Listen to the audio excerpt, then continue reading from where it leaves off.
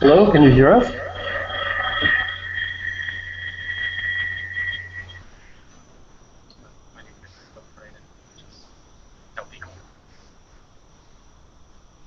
Hello? Yes, I will try to put audio now. George and Sophie, can you speak, please? Yes. Yes, this is Jorge and Henning from the VFR in Berlin. No. Let me see. Let me see if I can put your audio in the room's speakers. Okay, thank you.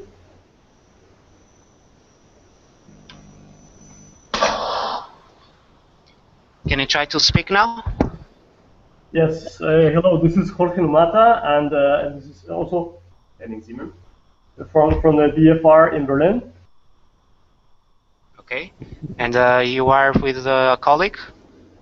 Exactly, yeah. My colleague Henning Zimmer is also here. We both work in the group of Helmut Schaft, who is, I think, in the room. Yes, he's on the other room now, but he will also join us in a few moments. He just requested to see the first presentation. And then we have Sophie Rollin. Are you there?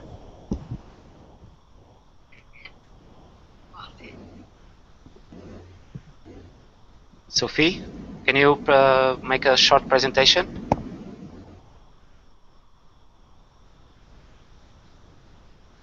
Okay. Hello. Hello. Good morning. Hello. Can you hear me? Yes. Yes. Yes. Yes. Hi, I'm Sophie. I am working in the group of Yves van der Stede in Belgium, in Brussels, and I think some people of my group are present at the conference, and I couldn't make it, so I'm following from a distance. And I'm interested. We are interested in the workshop as well. So yeah. So Okay. I hope that's okay. I'm not involved in any project at the moment for syndromic surveillance. It's just the statistics behind are very interesting. Okay. Thank you very much, Yeah. George and Sophie. I will just ask you to mute your conversation, but please, you can write anytime you wish to speak or make a question. Okay, I will see it and put audio back on. Thank you very much. Perfect, we'll do it like this. Can you send me the presentation?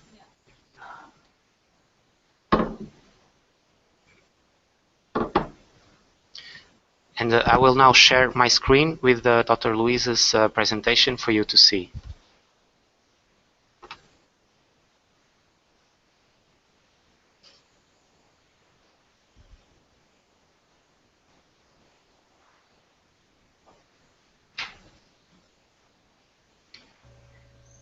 I can't see anything yet, just to let you know.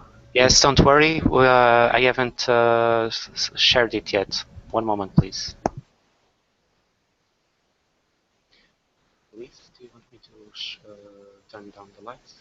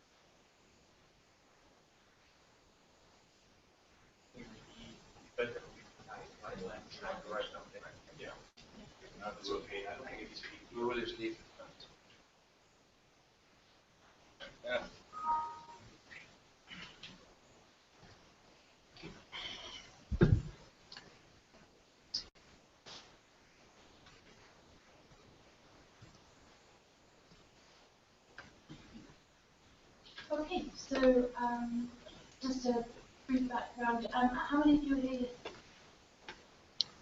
No, so many, but not. Okay. And most of you have an interest in genomes, and one or two. Is that right?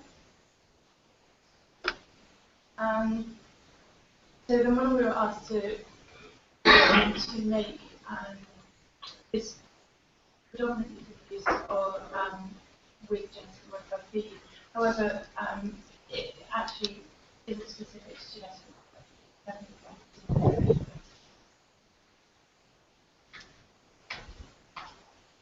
So just a little bit of background. Some of the GM feed variants a large variety which are now over the last 20 years. The prevalence of GM feed exposure is very just to quantify and the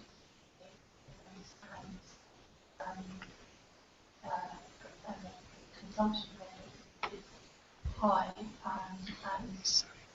Just closer. this is a bit better. Yes. Yeah, and variable. There, so our colleagues for the Work 27 have collated all of the information for all feed-related trials, which have been done, and evaluated to establish whether or not there is any adverse feed effects, and there doesn't seem to be any consideration. So with regards to this, it makes monitoring for DFB very difficult because we don't know what.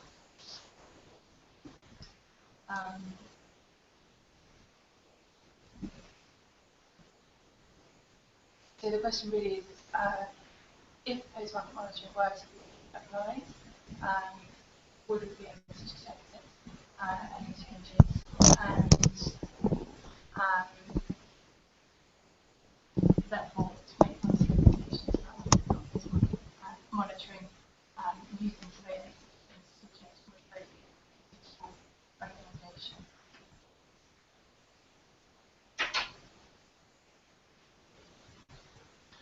So one of the things that we considered in quite a lot of detail was the use of different countries, different countries import effects. One of the initial ideas was to try and establish whether or not there was any linkages between imports and growth and genetic modification growth within country and consumption. Quite early on in the project, we realised that the degree of variability and the amount of movement within the food chain precluded us from using that. And also the any differences which may be seen between countries are much more likely to be related to a confounding factor or another variable than the feed consumption itself, given the variables we're looking for are likely to see relatively small changes.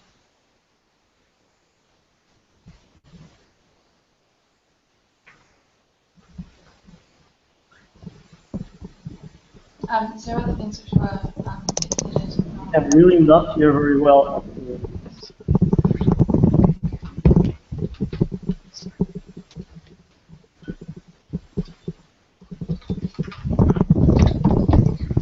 Here, but we cannot understand very well. Sorry, can you try to listen now? So other variables, other things which taken into consideration were the lack of obvious control groups, because genetic modified feed, the labelling is at the moment quite non-specific, which means that most animal feed is now GM, and the proportion of which requires labelling to occur is quite low.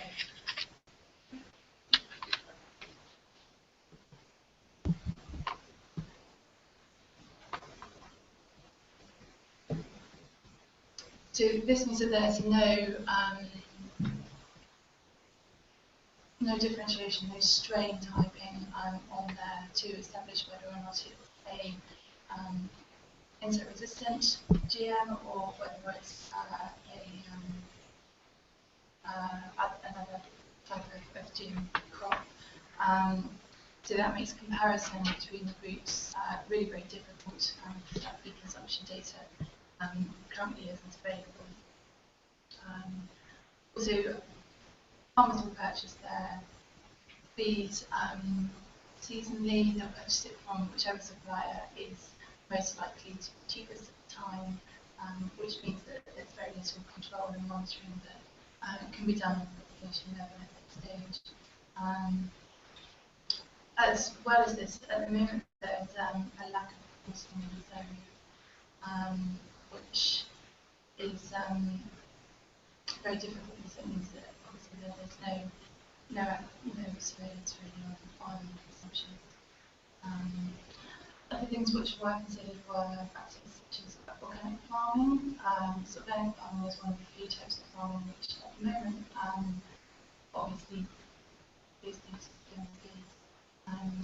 And so this was considered as a control group. However, the differences in organic farming and other variables, such as use of pesticides and antimicrobials, really mean that any differences which are established are much more likely to be related to other factors rather than the farming side. Okay, so normally when we do an epidemiological model, we have a group which is exposed and a group which has a certain number of cases, and we can try to establish whether or not there is an increase in the number of cases in the group which is of the exposure. So traditional epidemiological studies really do require accurate consumption data in order to be able to make analysis of that.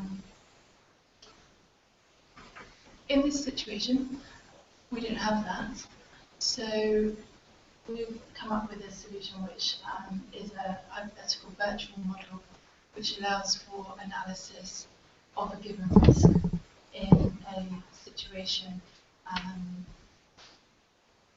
where we run multiple scenarios to establish at what level the risk would, the detection would occur given that level of risk.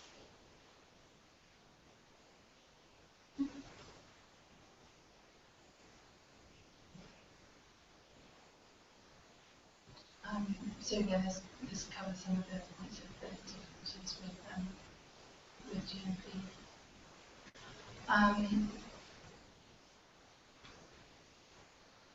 So one of the ways that we've chosen to try and establish this, as we don't have any evidence for adverse effects at this point in time, is to establish a model which looks for both known and unknown effects.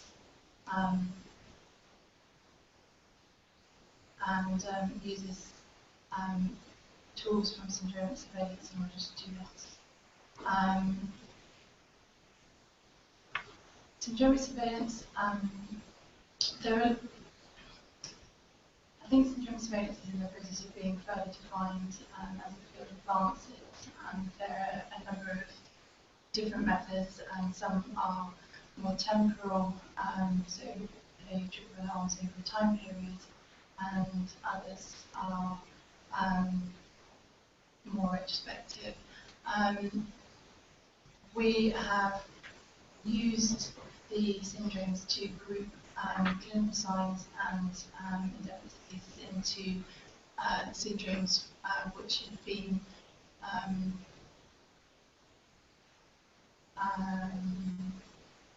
tried to be standardised with what I think are doing at the moment, and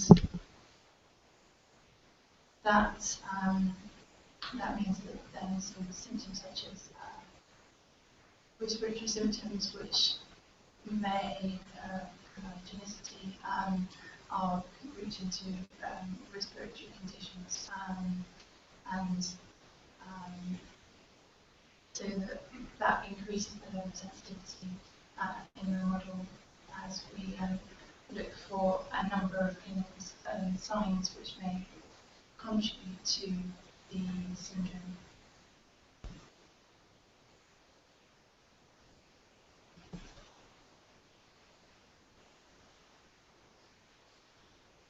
So syndromic surveillance applies to post-market monitoring of GM feeds. Really, it's again to try and consider whether or not the syndromes of interest would be detectable at various different risks associated with the GM feeds. And this is because the testing that's done pre-market is not ongoing. It doesn't account for long-term risks, and it doesn't account for changes, conditions and changes in relation to other feedstuffs or other diseases as things are outworked. So syndromic surveillance is widely used, and there are a number of studies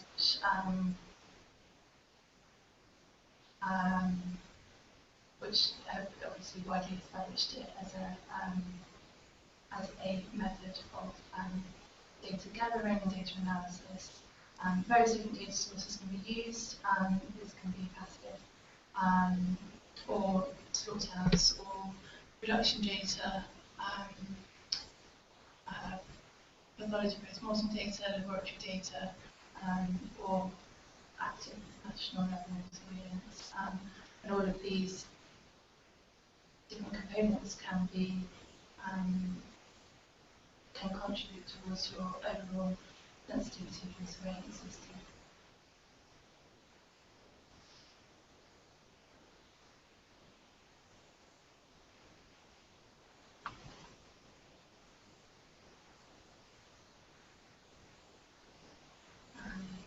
So there are lots of different data sources which can be used to contribute to that. And one of the most important things with that is the availability and access to and at an EU level, sharing and transparency. That would be something which would need to occur at a greater level. That would be done.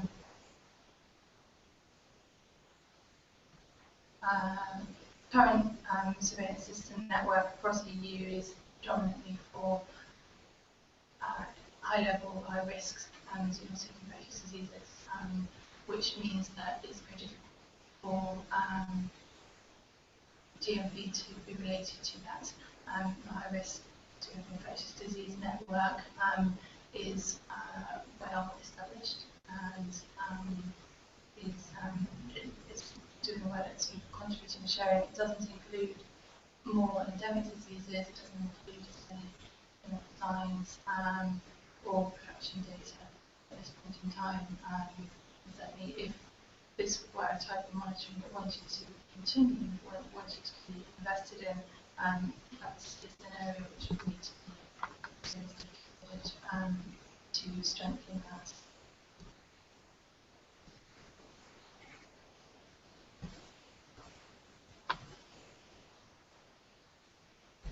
So yeah, there's various different considerations with respect to data analysis and data storage.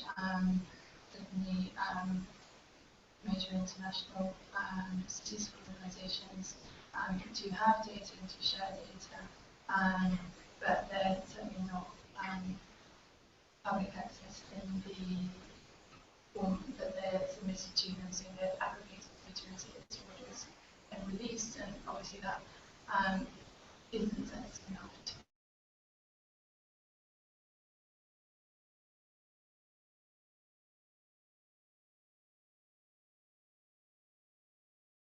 Okay, so using the syndromic surveillance approach, we would need a greater level of exposure to knowledge of causality. The syndromic surveillance system would allow for detection of a wide range of health disorders. However, the model which we've established does not think institutionalistic modified feed. It does not supply causality. It purely is to identify whether or not there is a change which could be detected, and to allow policymakers to consider whether or not this level of change would be sufficient to consider monitoring and whether or not that would change the way that monitoring is getting based on. Okay, so there's a bit of an introduction for those of you that aren't aware and more familiar with background to the model. I now have sort of a fairly detailed description of what we've done with the first technical aspects to it. I don't know if that's something that people would like me to do. Okay. So I apologise if this is not your area. Has anyone got areas? I'll share the model with you. It will be available at the end of July, so it's going to be publicly made available at that point.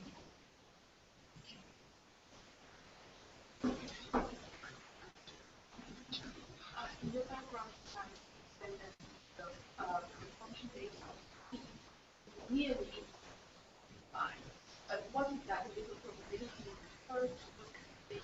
We consider benchmarking data, which essentially is analysis of import-export, analysis of what's grown in country and what's moved.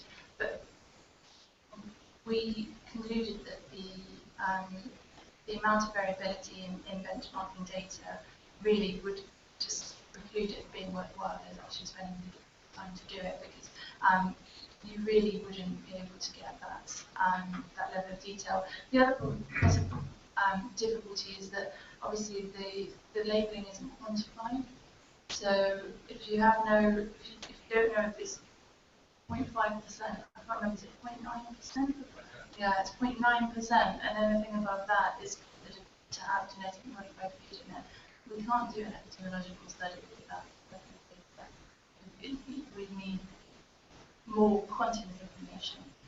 So the two things which would need to go on the labelling, really, if you wanted that level of monitoring to happen, would firstly be the strain, and secondly the concentration. And then you can start considering whether or not you can look at exposure as more an actual, more traditional epidemiological study. Yes, I don't know if you take it up here or maybe later on in the discussion where it's discussed in the other room, but as I see, we cover the whole, let's say, the whole population. Get an idea. There is some problem on a certain field, and the risk, as you see, very difficult to achieve. But how about to as a replace in general monitor by variables that specify targeting monitor, and then have some surveillance where you pick up severe extreme effects that pick up perhaps and concentrate on specific farms and syndromes. I mean, that certainly is a possibility. If you're talking about doing random samples of feed to get an exposure, yeah, the difficulty with that is how would you then tell which strain and what concentration is in that feed, even if you took samples? No, of course, this is very difficult, but instead of having a general monitoring, have a more targeted one, get much closer. I think one of our recommendations is that a prospective cohort would be a better way of evaluating this rather than necessarily population-based surveillance monitoring, because we'll come to that a little bit later. But unless you're going to completely change the way you label feeds, you're not going to be able to do the amount of analysis. Because, as I said, even if you were to do random samples across the whole of Europe, to be able to identify, you still don't know which strain and which concentration. But I think that could be in this, as you have these papers as an example, where you have a syndrome example in an institute with the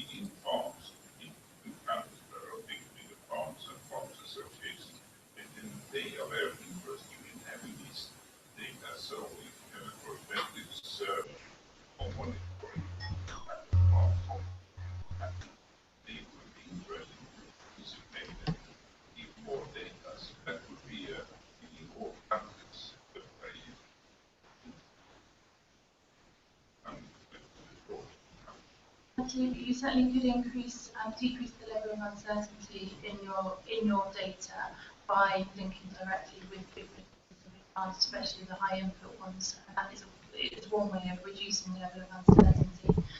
It still doesn't get around the fact that you don't have any spatial quantification. I can't really emphasize enough that that's one of the main difficulties with monitoring for post-market monitoring for GMP. So when it goes back to me, how much feed actually? Yeah. Yeah. Stop. At this moment, in Italy, it's not to discovery, not only because the animal feed, the conventional animal feed only soybean from the 20%, and no other GM. We are traditional, organic, non-GM, feed, conventional, wheat or without. Wheat is only wheat. Soybean. The country is 30% of the region, and in this region, 10% of we don't use maize. And so, and do you have non-GM soya as well? Only Do you have non-GM soya as well? If you don't have, but, I mean, you could look at setting up a prescription. I mean, one of the potential recommendations is that longer term, if you want longer term monitoring, levels used, but you would need to adjust for. You need to control as many confirmed variables as you could before you actually got that. So you would need to be able to actually control what is being fed into those farms in order to get that kind of level of study. And if you're not feeding soybean to one group of cattle, and you are feeding GM soybean to another group, so it's not a fair comparison. Because you're comparing feeding soybean with not feeding soybean. So there's something because of soybean GM is less than. Absolutely, and this is one of the problems is Everyone price uses variability. soya GM because it's.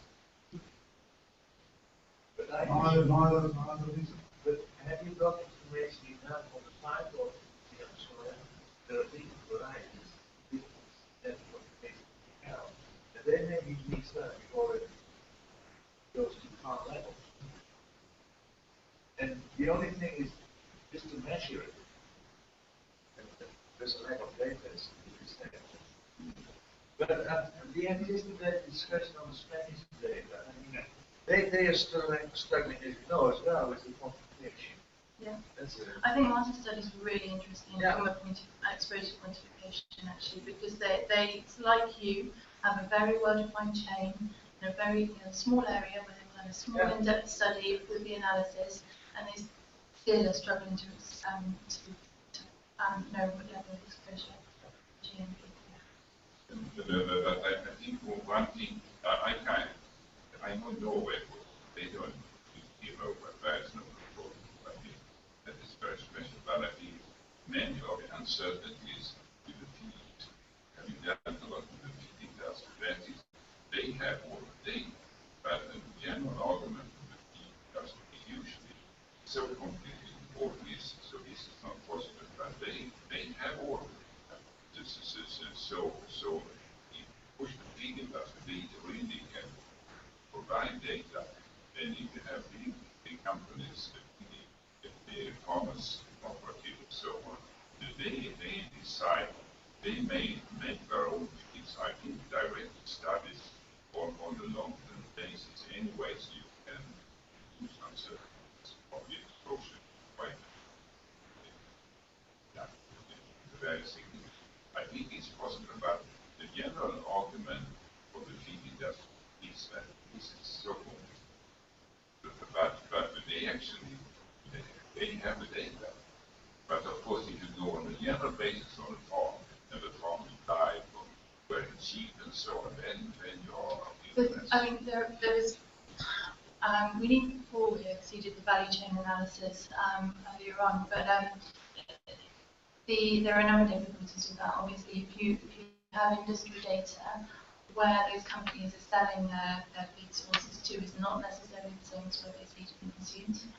This feed does, it does go down the chain, get sold and moved, and also there's also lag, so you don't have the time when that feed is fed. So it does make any analysis slightly because I mean they may choose to feed one feed site in the winter and then a different one in the summer, and farmers do that because they choose where they get their feed from and price mostly. Yes, but then in small argument, the comment would be that this is on a general basis wherever cattle out of grazing like that, but the majority of using animals, they are doing like the cheese and cattle, poultry industry and the beef industry or indoors. The majority of them, they have had the same way, the same way all year round. So in this is the majority, and there I think this is what you mean. So there I think it should be possible to get that situation. Sorry. Yeah. If you have collaboration and cooperation with industry and with farmers, then you can set up prospective studies in order to evaluate long-term. I think that is something that we're worthwhile considering. Having two farms with very similar management structures that would then fed one regular soil and one GM soy over the next 5 years. But you do need to start, if you're going to do that monitoring for those smaller changes, it needs to be long-term monitoring because I think Ed did 18-month feed trials, and I think the results of those are still coming out. But they're even testing multiple variables, which potentially is going to throw up one or two things, which may look significant, but it's just because you test that many variables, that's still not really coming up with anything. So at some point, we sort of, I don't know, the level of risk needs to be, I don't know, put into context of actually the cost spent on the scientific studies. That's just my personal. I think the Spanish project should get a follow-up. You think so? They're very good.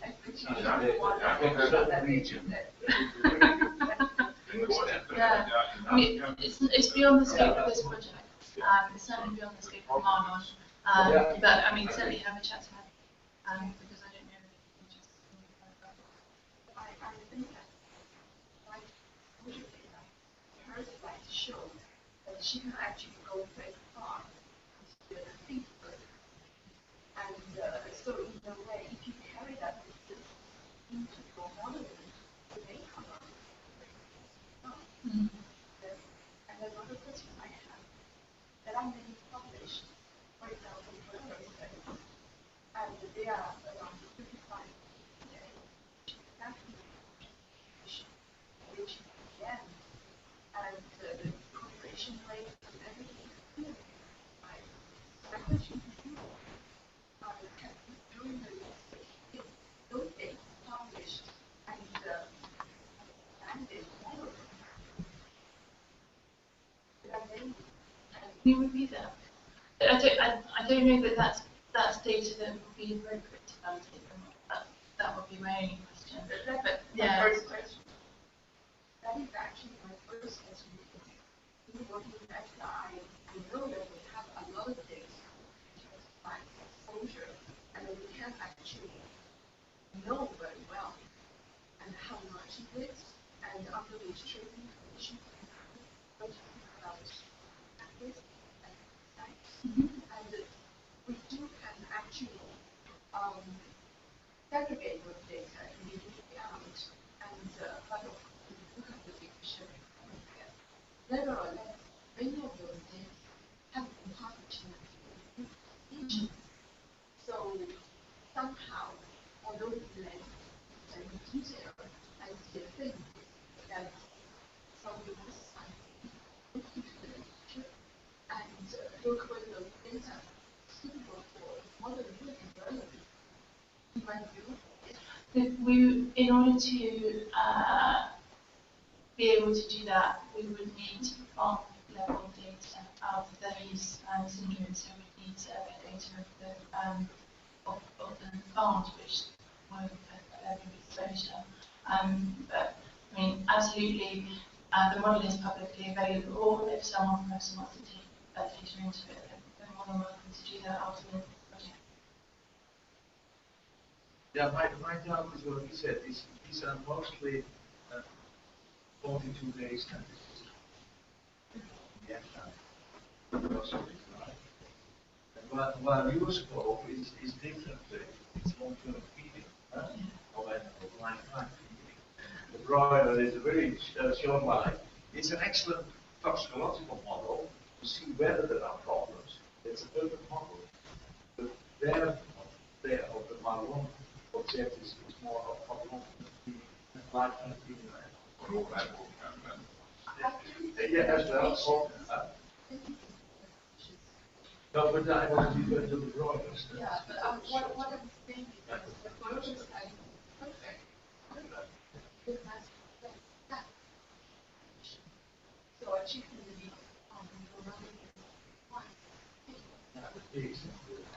okay, that's the inspiration. I'm not saying it is a source of.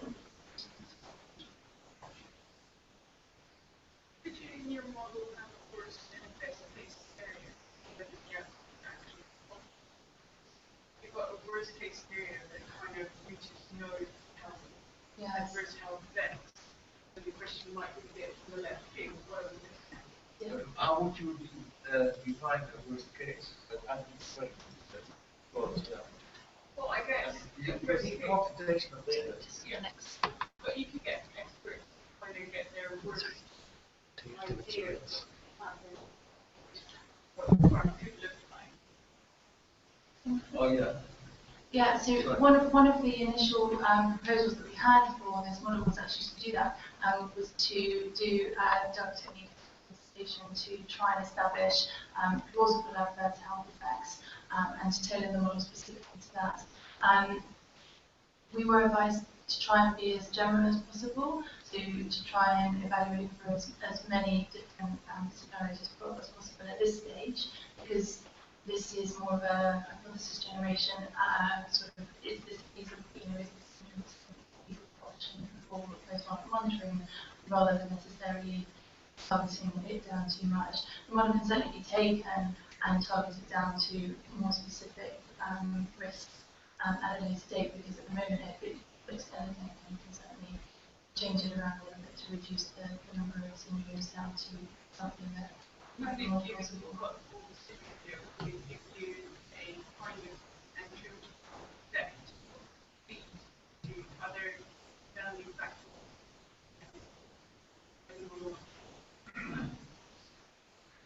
It's a very hypothetical model.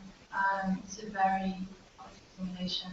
So essentially, the hypothesis is if a change in genetic modified feed were to cause a risk, would it be detected? So the other way around. Yeah. In terms of syndromes, you take care of alterations that say because that's what's normally observable, yeah. Yeah, there is production data that's in one of the the reason I mentioned it is that if I look at laboratory animal studies and also sometimes animal studies, sometimes you see something at the clinical level, change in blood parameters, for instance. It may not necessarily be linked to GM yet. Still, there are some early signs of possible adverse effects. But effects in the liver and in the organs may occur at a later stage. So clinical chemical phase is certainly an issue to It's right. I just want to.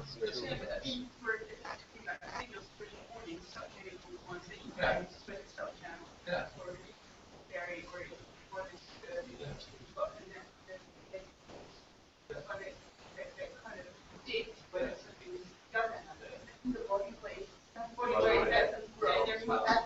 It's very sensitive one. Yeah, they're sensitive, and it might not be so clinical. It might be really good information. Then you get to trouble. What's the effect you want to treat? The model apparently has been the other way around. The macro section, now we interrupt you to talk. Sorry. But that is, in these syndromes, if you have, and then the change in syndromes, that is infectious diseases. And in laboratory animals, I have very limited experience, but in good laboratory animals, then you have health control, regularly check the laboratory animal mouse population of mouses to see if there are some clinical infections. And this actually occurs in the real life situation at the farm level, where you can have small endemic diseases like mycoplasma, respiratory disease, and so on. That's changed over time and change in different situations, and then you get then you can have quite dramatic changes in the prevalence of syndromic disease, and these are caused by infections. And it could be caused by other smart infection, but the crucial point is the occurrence of endemic diseases. Sometimes it's very hard to diagnose. It could be virus that we don't know, like we saw in your laboratory animals in the liver or in immune response. So I think that's a crucial way to also to sort out other effects. So it's a really challenge to evaluate this. Yeah, I mean, the way syndromic surveillance tends to work is that you first detect a change and then you try and figure out why. So the infectious diseases and outbreaks would be the first thing that anyone evaluating syndromic surveillance would try and rule out, and then to see whether or not there are actually any other reasons, for example, feed-related reasons that maybe is associated with that change. The things you don't expect is obviously, I think, that goes for everything. The height that are seen in infectious disease, I think it's very exceptionally targeting, really targeting endemic diseases. So you combine the little, so the little increase, decrease of production data, of even lab data that's routinely collected. So I'm not talking about lab animals, but just normal practice on the farm.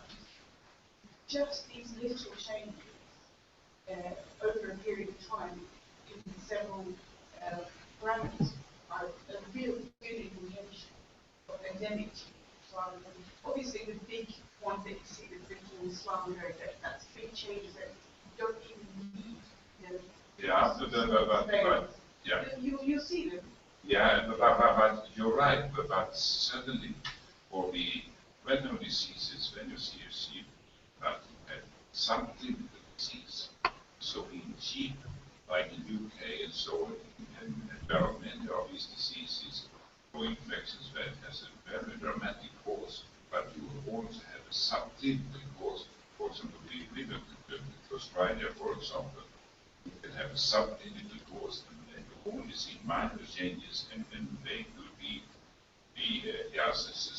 So they are also these small changes in syndromic diseases, like we said, they could also be caused by infectious diseases, infections. So there are many who can only you only see slight changes, but it could well be infectious anyway. But on some farms, they could of course blow up. So a challenge is really the infectious diseases. And that is for slaughterhouse data, reproductive diseases, that is open virus problems and so on. Subclinically, so I actually found it very interesting in implementing the expert opinion questionnaire that we did that the experts did find it quite difficult to discuss both clinical signs and endemic diseases all in one questionnaire. They didn't find that quite difficult to get their head around why we would be doing that. But obviously, that is what you do when you do syndromic surveillance.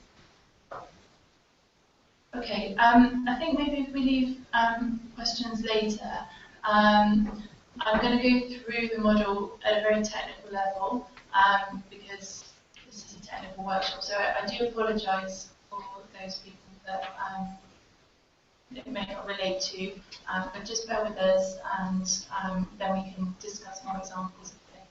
Okay?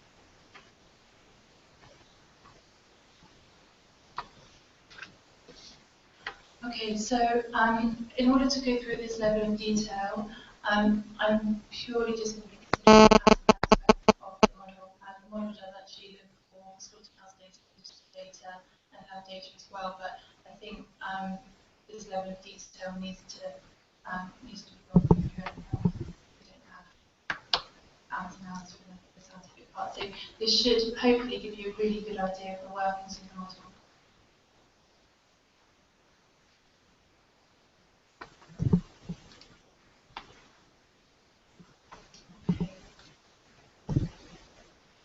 So the first step that we did with regards to our data input, so for this we got only yesterday, we've generated a number of questionnaires and parameterized some with express opinion data. Each of these syndromes is attempted to be standardized with other syndrome surveillance to try and establish some form of uniformity. So the syndromes that are looked at and discussed are consistent across there. Within that, there's various different clinical signs and diseases which may contribute to the overall effects that's seen. So this is an example of the expert opinion data which came from the expert opinion questionnaire. It's UK data, and as you can see, we've got parameters for different farms. This is just for one farm, and we've asked the vets to consider the lowest, the most likely, and the maximum parameter for each of the components that are attributed to that, and to fill that in a questionnaire. So that's the first step. These numbers are scored from previous. So this is percentages. This the UK vets like percentages 5, but they put in percentages, whereas some of the others put it in proportions. But it's not difficult to change between percentage and proportion. You just sort of mutate your country.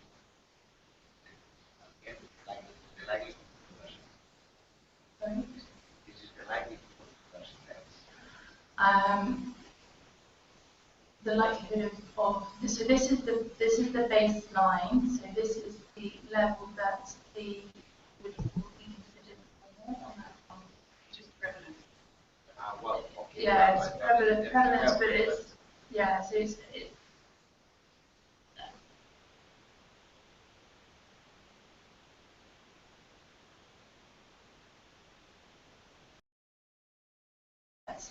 farmer detection, and then the call-outs, sample collection, and analysis. So very standard for surveillance. Surveillance has been done, yeah, and sort of. I'm sure that this model is quite simple in terms of each of its components, just in order to keep it like that, because it becomes more complicated later and the breadth of it gets quite big. So we've just tried to keep things that are already established just fairly simple, so that so that it should be valid, definitely. I know that a lot of work has been done on country surveillance modelling, and I'm sure there are models which are much more detailed than this. It's just at this point to get hypothesis generation, we need to have some of the same. Is there any reason for use like that?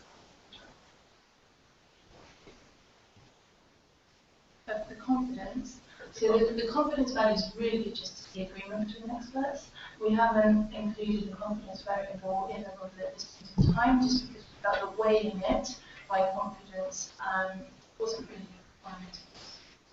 It wasn't really what was discussed. Why in fact that you want to choose an extent? Sometimes the students goes only on high end, that case, right? I don't really have any answer to that question. No, We needed to represent confidence somehow, and we chose to use private. No, because the expert opinion sometimes is more answer like that. Yeah, Sorry, I mean, I'm lost. What do you mean is that the statistical? No. So how is it the opposite of the uncertainty? it's just a way of evaluating experts' opinions so that you can look for agreement between your experts. And if they have a high level of confidence, they actually did agree quite well here for the ones that they had scored 4 and 5. And the ones which scored less than that. Some of the ones which scored a 0 I excluded, and so 0 and 1, some of the data was excluded just because they weren't that sure, then I didn't really want to. How sure are you of your estimation? How, because this is expert opinion. Yeah, but that scaling is just decided by you. Now, the scale. It's just an expert opinion score, yeah. If you ask me how sure are you, I would say I'm very sure. Okay, Would you mark that as a 5 or what? 5 or 4, yeah. So it's all personal opinion. Yeah, it's a measure of uncertainty. How sure are you of your estimation? But as I already said, the uncertainty hasn't really factored in the model except for excluding variables which are very uncertain and to see agreement between the experts. It is a really useful variable, but at this point in time we haven't weighted the outcomes by the level of confidence, although that is something that I know people sometimes do, but we felt that wasn't necessary. Okay? Do you That takes a while. did you later hand it out if needed, or you rather had? So I called vets and then I emailed it to them, so they can fill it in their own time. But I called them first because otherwise they could just promise. Yeah, no, so I haven't described in detail how we did the explicit opinion collection, but essentially this parameterized with UK data. We did have collaborators which collected data from other countries. I think you gave us an Italian already, didn't you? It was done by a search. In the UK we have a website called Find a Vet, so I searched for anyone with a certificate, which essentially means anyone with a higher level of experience and postgraduate qualification, just because we wanted experts whose data we could actually trust. Yeah, and then anyone with a certificate I called and asked if they were welcome to participate. That was very simple. Yeah, they're I'm sorry, I'm struggling, but we need this in answer. But I think it's a good model, but there are also drawbacks in the model because questions are not formulated well, and the expert don't give that time. So then we can end up very diverse. Absolutely, and formulating the questionnaire took a lot of time. It was something that was quite difficult. The questions had to be quite well worded. It is quite difficult to get proportion levels from experts because you're trying to incorporate a large amount of uncertainty and variability in each question, and you need to write your questions very well to try and establish that, because you can't ask for each level of uncertainty and variability to be there. Well, it only takes a couple of hours. It would have taken a lot longer if I'd have tried to go into that level of detail. And the point of this, at this point in time, the expert opinion data is for hypothesis generation for policymakers to see whether or not syndromic surveillance may be abused. We have to remember that in our analysis. The model can be parameterized with actual data. If you have a data set and you want to put it in, then you can do that in this data, and that may give you less uncertainty.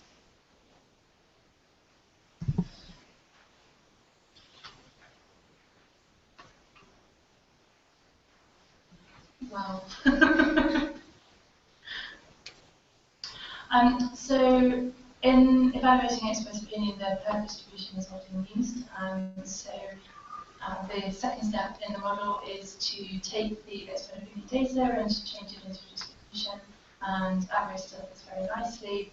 And in this step, the model also includes a just a little step for adjusting from a percentage into proportion, and a work which is for the majority of the model.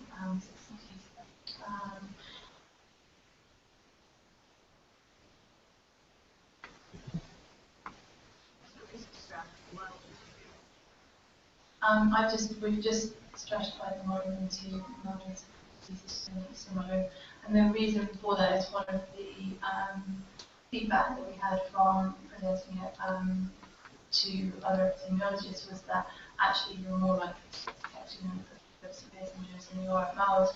I've not done the detailed sensitivity analysis, but it does appear that that is actually very true, and that the severe diseases do have a higher probability of catching the mild syndromes. Yeah, it's just a stratification. It doesn't actually need to be followed through, but it does allow for a little bit of extra consideration.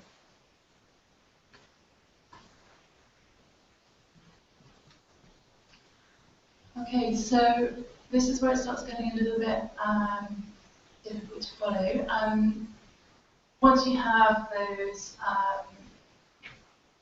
data, which is more than just your baseline prevalence data, it's obviously your steps for detection. We've duplicated and we've considered two groups. We've considered an exposed group and a baseline group. When I speak about baseline, it doesn't necessarily mean that they're not exposed, it just means that their level of exposure is less. Because the comparison allows for comparison between different levels of exposure. I just want to make that sort of really clear.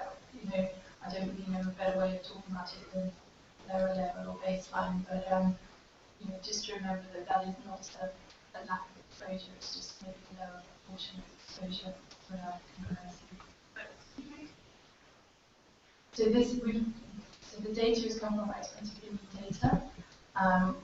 We've obviously got our detection rates and sensitivity from our algorithms from there, and we've duplicated it across two different subgroups. So we have a baseline level and an exposed level, which is essentially two different levels of exposure to GM feed or to any other feed groups. Okay. What kind of changes did you make to your parameters yet? We haven't made those changes yet. I'm just going through step by step on the model. I've just divided it so that we've got those two groups that we can now work.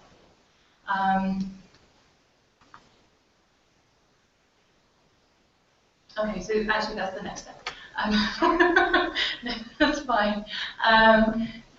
So this is a fairly simple adjustment to allow at the level of prevalence and also farmer detection to just put a very simple multiplier in, which allows for different levels of GM feed or any feed, and also different levels of risk. Now, again, when I say risk,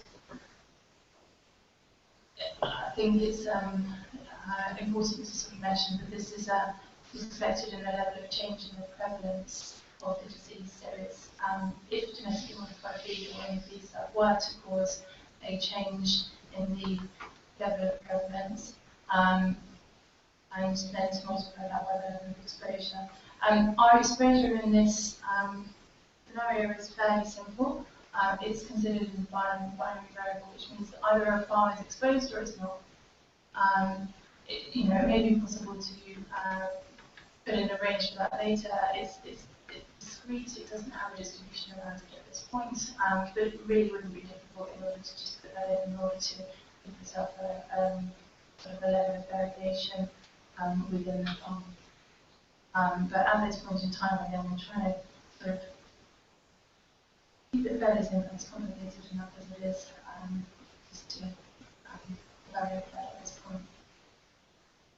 I don't want to discussed that in the table, the previous table, you have this Q1 and Q5. And this, can you show the table? They're just questions. They just relate to the different stages in vessel space. These are probabilities. So the first question is what is the baseline level of that farm? The second question is will the farm detect it? The third question is will the farm will that? I'm simplifying this very much, but and then the fourth question is would that factor in further analysis? And the final question is would there be a confirmed diagnosis? Okay. Yeah, and you have expressed that as probabilities. Yeah, there are probabilities. So what is your next step? Are you taking the mean value, which the variance, that's part of it, to get an idea on the variation you get? So we're using a pair distribution, which is a distribution. So essentially we've got a proportion and we've just put a distribution around it in order to give us an estimation of both the uncertainty and the variability. And as I said, the questions are designed to try and incorporate both uncertainty and variability within that.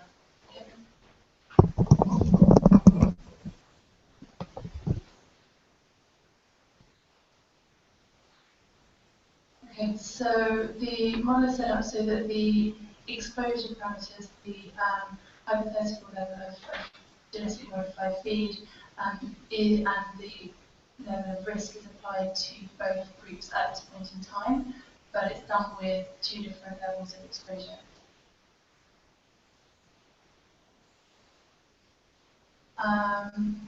Okay, so it's being done again for endemic conditions or for emerging and unknown conditions.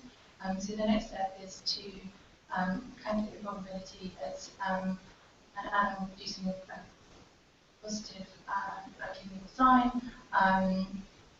is detected. So this is called sensitivity, and that's done at both the baseline and exposed group, and the formula is there if you're interested.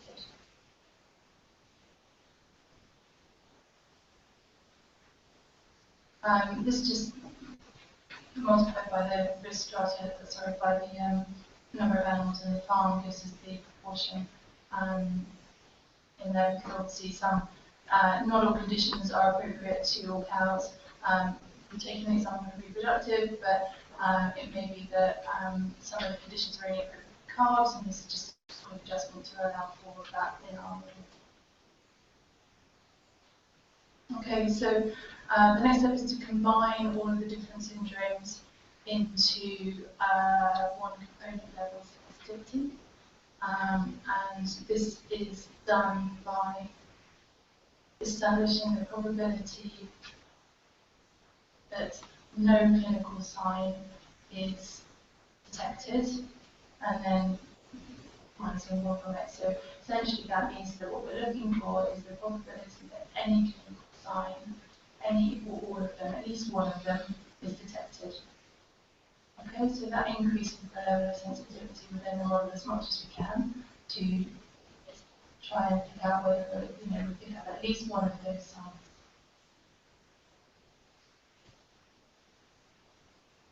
Okay, so the next step is then just to move that into another sheet.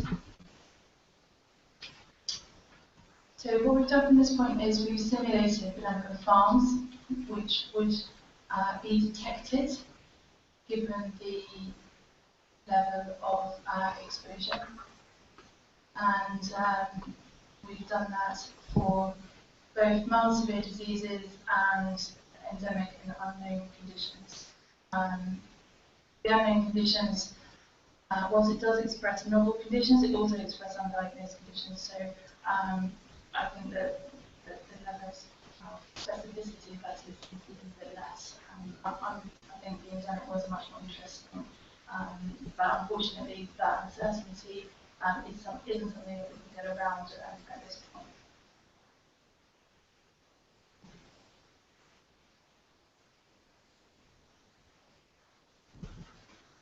Okay, so from simulating the number of farms,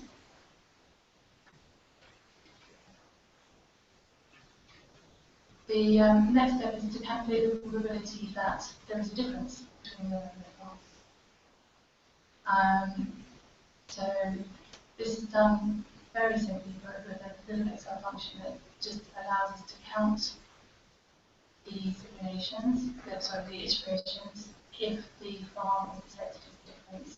We've set a parameter for confidence at 95% in this, but that parameter can be varied. If you want to set your detection level at 1%, you can certainly do that. Or if you want to set it at 10%, so that would be 90%, you can the way that it is in the model is 100%. So this allows us to see whether or not there is a difference of greater, at least 5%. So the next step is to do that over multiple iterations, which is very easily done in that risk. And then the probability of detecting at the national level would be established simply by adding up the number of ones and getting the mean as the number of iterations.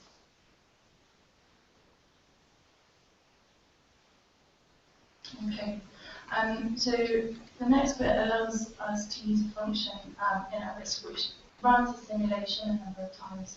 So this simulation is run 9 different times, and each time that it's run at a different level of exposure. So the range here is between 0 and 20%.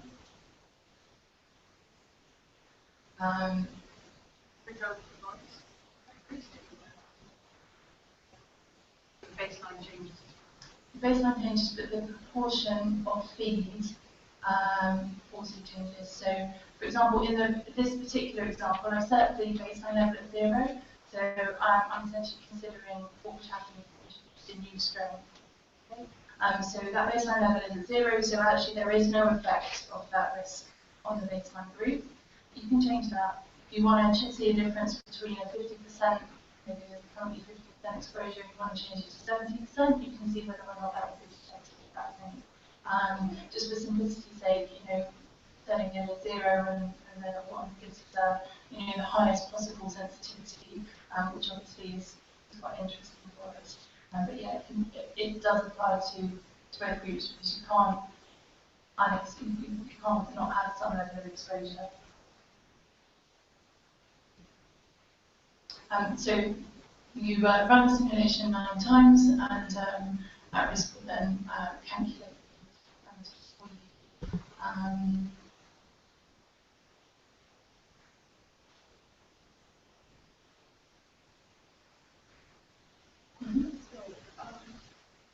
The model actually trying to be able to calculate probable Russian difference.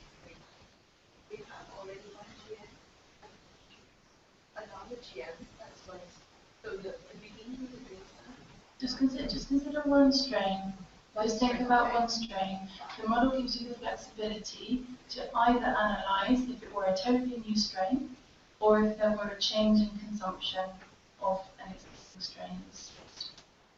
So actually, your model is not made actually to calculate some kind of mixture of the strain. I think that level of complexity is beyond the level of assumption that we've got in the model. Are you able, in looking at all parameters, to categorize them in terms of sensitivity for change? Yeah. I haven't got it in the graph that I showed you yesterday. It's got that level of sensitivity. I can pull that up for after. Yeah. Because it would be good to see which are the most sensitive. Absolutely. Yeah, absolutely. And certainly, any data that we've got, I can put in on it and it can do that. You have to remember this is just one component surveillance. This is a component of surveillance. I think that for understanding, we need to go through it at this level. Yes, I also have a question from my understanding. And this is when you have these, for example, the reductive cases or disturbances change. Is this from a theoretical point of view that really this is what under certain conditions. So I don't understand. No, I mean, if you see, if you have reproductive problems, if you diagnose them with exposure, and how sure are you that these changes would be diagnosed, would be observed? Is that taken into consideration that you have a certain sensitivity for clinical surveillance or something? That is the entire point of the model. that is what we're trying to establish, yeah. Okay, so I thought this, okay, I wasn't clear, so I thought you, so the second question is later on, whether these could be diagnosed. That will come out later on. Whether risk can be, so what the output is, let's just go on to the next slide. What the output is the level of risk, so that's across the bottom. So it's not a classical risk in epidemiological terms, but it's the level at which genetically modified food may cause a change in the prevalence, which is associated with feed risk. Okay. So as you can see, this is for neurological conditions based on UK system, and along the side of the that we have the probability to sensitivity detection. Okay, so we can see that sensitivity detection for mild neurological conditions is really, really low, but as the concentrate or the risk increases, so for example, if we consider that a feed strain may cause a 20% increase in neurological conditions, then the probability of detection increases. So we're not we're still looking at pretty low probability of this syndrome. Actually, from this initial data, we found that there was more differences between the syndromes than there was it just is on the way that it's reported.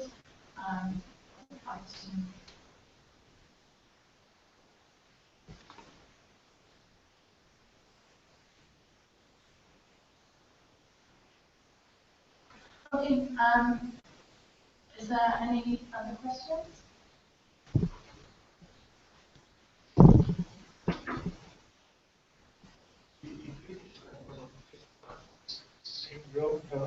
It wasn't even on, it was on mild neurological conditions. Okay, so it's one parameter. Yeah. Yeah, I have noticed in classical toxicology, if you look at data from laboratory animals, that there is huge variation in parameters, biological parameters tested. If you look at clinical parameters, there is always a huge background variation. If you look at unexposed animals, while effects or deviations to the liver or renals have a much more narrow range of variations. That could also be picked up in your model, so probabilities of occurrence of an effect. The model is stochastic, so it takes into account background variability. Yeah, that's because for us it's essential. Because in all the studies on GMs in laboratory animals I have seen, is that in many cases claims are made, well, you look at changes in clinical parameters, and then it turns out if you look at reference non-exposed strains, that there is huge variation in these parameters. So there is no biological. Yeah, I mean, absolutely. Working in general practice, you know that parameters will change, and not necessarily look at everything that falls outside the reference range unless there's a good reason for it. But if you go back to the beginning, the reason we've got the range and the expert opinion is so that we can try and take that into consideration. It's not perfect, it's difficult, there are a lot of assumptions that are made in order to do that. But yeah, absolutely, we're certainly trying to take that variability into account.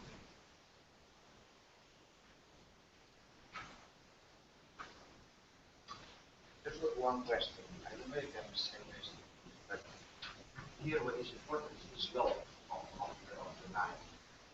But it's clear that in principle, when the prevalence increases or the detection increases, it is normal. So the importance is the slope, that it is more vertical or more horizontal. Actually, it's the risk that increases here, because I've done a very basic sensitivity analysis. It doesn't appear that with this model that the change, that the background prevalence is a strong influencing factor on it. The severity of the condition is a stronger influencing factor than the background prevalence on the model. Certainly with the basic data that I've had to put in so far. But yeah, no, you're right. There are this. I've just chosen this one because it actually gives us quite a nice result. But there are some of them where the gradient is nowhere near as steep as that, and it's actually the level of risk of GMP for that particular syndrome doesn't seem to make a very big change in the probability that it will be positive.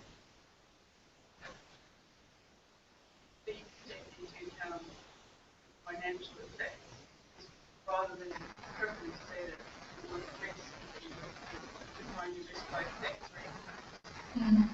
That would be It's the risk of exceeding certain values. yeah, That's what, but if what's prevalence it's doesn't not- matter, it incorporates down what you.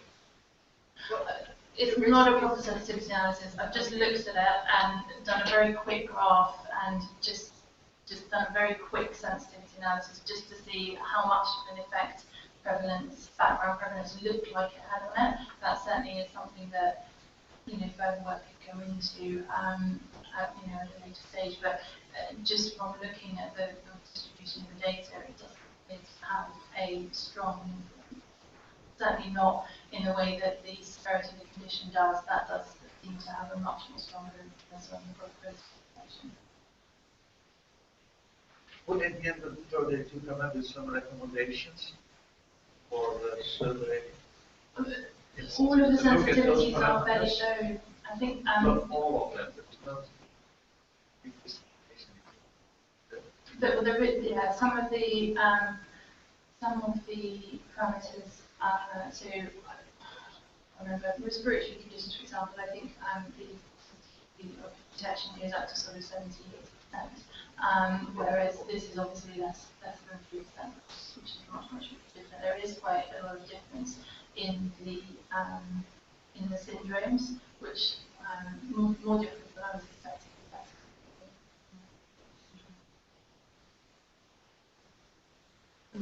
May I ask again? But I wonder if it is so you have this morning you have used the surveillance data from England, so that is with the real life situation. And which farms do you consider all farms, or this is the surveillance systems for animal production in Europe? So the model is adapted for use in pigs and poultry as well. At this point in time, I just have data for dairy, and it's particularly when we've written the questionnaire, we've asked for them to consider high feed consuming units, just to try and reduce the level of uncertainty again with the model. I mean, you could ask your experts to have a range of farms, but that then increases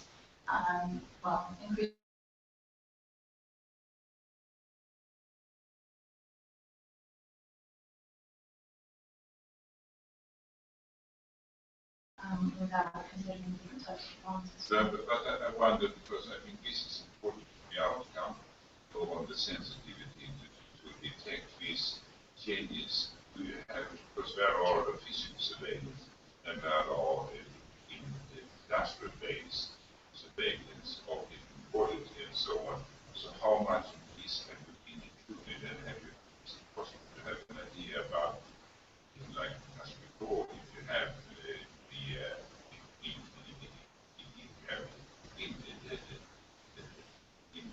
industrial-based surveillance from very highly specialized farm, then this should be very effective. But have you any idea about if there is a difference there, or is it just on Yeah, I think that would be a really interesting thing to do, and certainly the model is freely available. So the really interesting thing to do is to put that data into it, but it's probably beyond.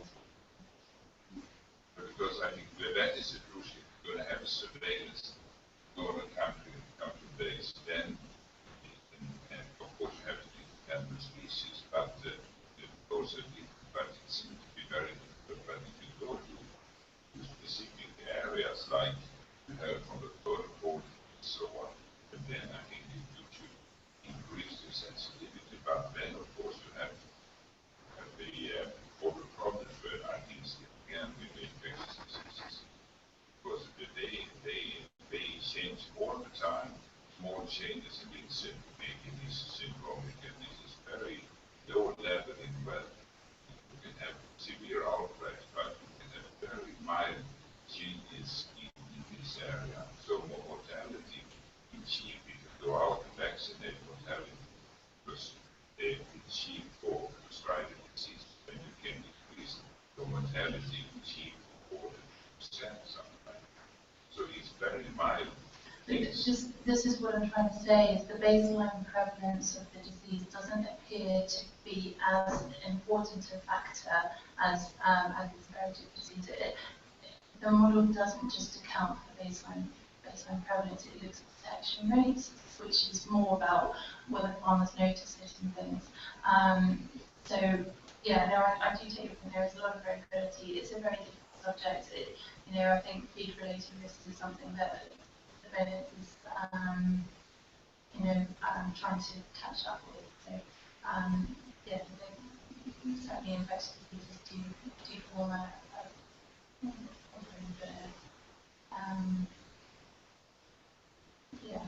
something we need to consider. I think it's coffee time now. Yeah. If you have questions Before after coffee, coffee. can I ask you one question? And that is the following. I'd like to have your philosophy. In classical toxicology using laboratory animals, either to test isolated compounds or chemicals or whatever, versus testing a whole GMO, for instance. There's a general opinion in that area that we said, well, listen, forget about animal experiments in terms of sensitivity. It's not a good type of experiment that has a big power. So forget it, don't do the experiment. Regulators make decide differently. They say, well, we want to have and see this experiment because of sponsor, etc., etc. But from a scientific point of view, we said, well, don't do the experiment. What is your opinion on if you have a very low probability of detecting something, then you probably would have to say, don't do this epidemiological type of studies because the chance of detecting something is very, very low. I don't think it's don't do epidemiological type of studies. I think it is maybe choose a different type of study if that is your outcome. But you need to obviously consider what your outcomes are. Really quite carefully. If you want to pick up, if you want to look at a specific strain, then you probably need to set up a prospective study, sort of maybe similar to effort but on the longer term.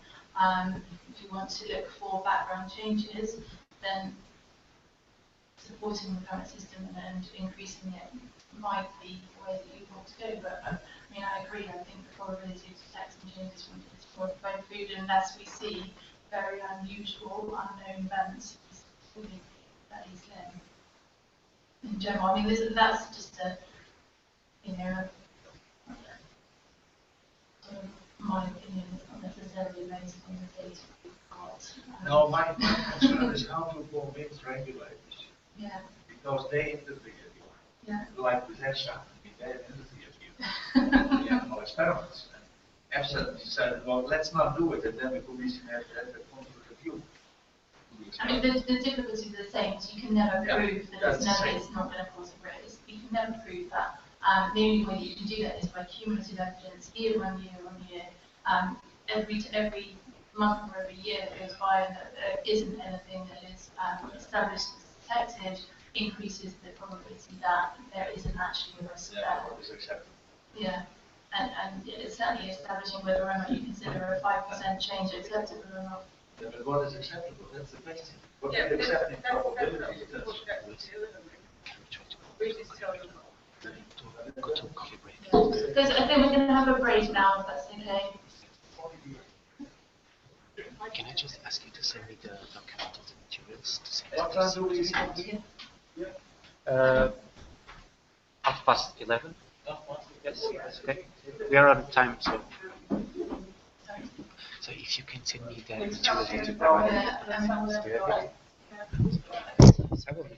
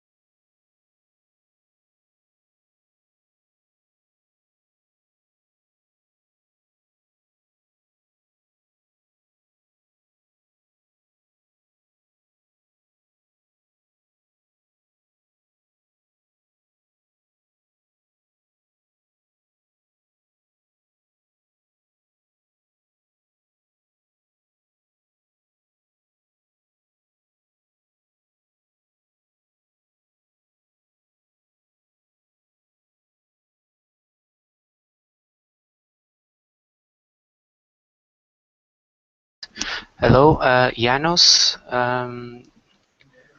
We are going to begin the session. Are you there? I'm here.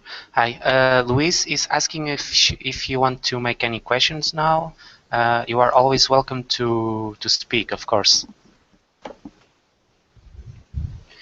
I will send you the link for you to join the conference, and we put your screen sharing thing so it's easy.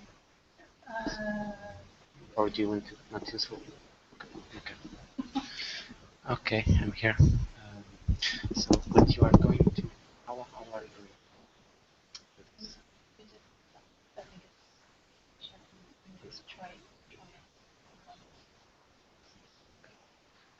But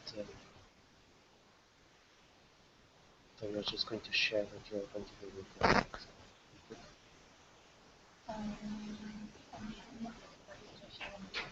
Oh, it's not. Okay, okay. Yes, we just started.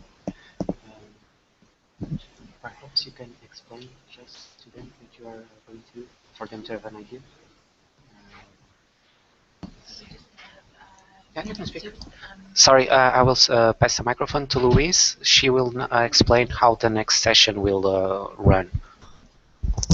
Hello. I hope you enjoyed the previous session. After coffee, we're just going to have more of an interactive session, so discussion amongst participants, any comments and feedback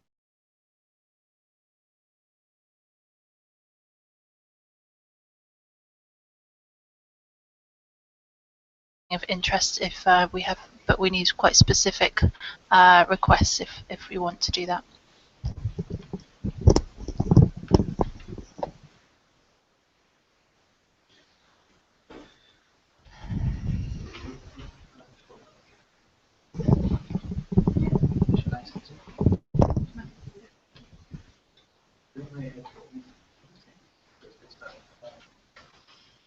So the idea is that we have around 50 minutes to allow us to have lunch with the others, so they don't need the good stuff from the right.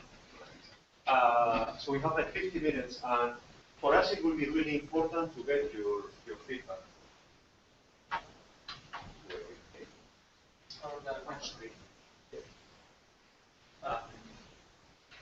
So for us it will be really great to get your feedback in the next few weeks. The idea is to finalize this and to incorporate, to make some adjustments based on feedback that we get from people like you, and not just feedback in terms of the technical aspects of the work, but also in terms of the potential use. Again, it's quite important that whatever is produced that is used, even not only in the context of EMP, but also, that as Chris mentioned, you mentioned with monitoring of surveillance, not necessarily related to EMP. So that is what we want to do right now. We just open the discussion, whatever inputs you have, suggestions. We'll be very happy to listen to them, on board. And also, if you need any clarification or there are some things that are not clear and you have more questions. And also those who are not here present physically.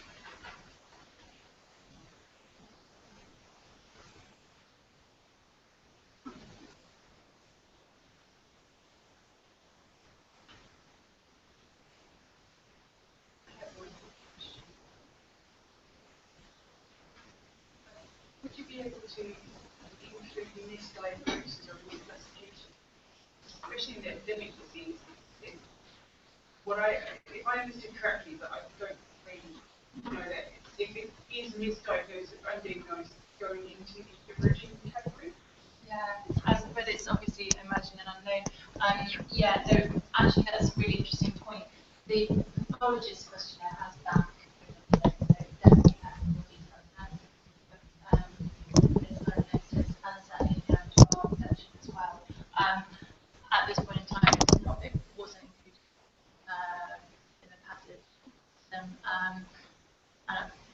yeah, I mean, it's certainly something that could be incorporated very easily.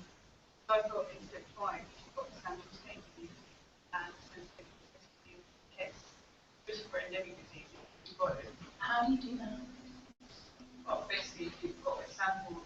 No, I don't mean how do you do that in terms of practicality, but actually if you've got, 6 different conditions, some of which are clinical signs, some of which are endemic disease, how do you actively test for that? One of the things that we thought about discussing was almost like using your case definition as a sensitivity of your test at that point, but again, we decided that we'd leave that at 100% because, it's adding an extra layer of complexity. So your endemic conditions are not defined as special endemic conditions, they're just diagnosed. How do they assist it? Endemic and... So you've got, at step 5, you've got 2 probabilities. One endemic condition, and how are those defined? So they're not specifically defined, but these are the ones that get diagnosed and they go into endemic, but not used. No. So they're grouped. They're grouped per syndrome. I mean, that makes it a bit more difficult. Well, it would be really nice to be able to do that, but yeah, no, it's quite difficult to understand.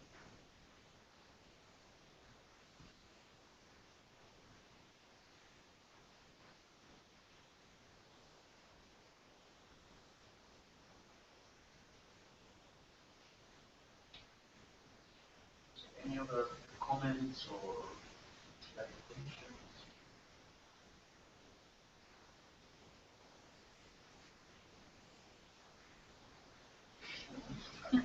How difficult in step 4, sorry, okay, no, how difficult would it in step 4 to, because now it's binary variable, that's consisting, if I understand correctly, of multiple inputs that lead to binary yes or no? Binary variable is just for GMP exposure.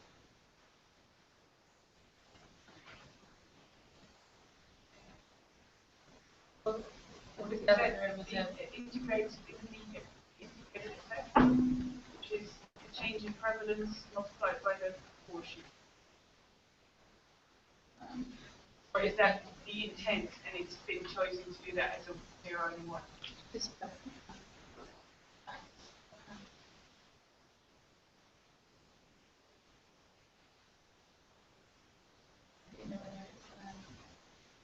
Whether it's worded clearly, but I think it's relating to the exposure to GMP.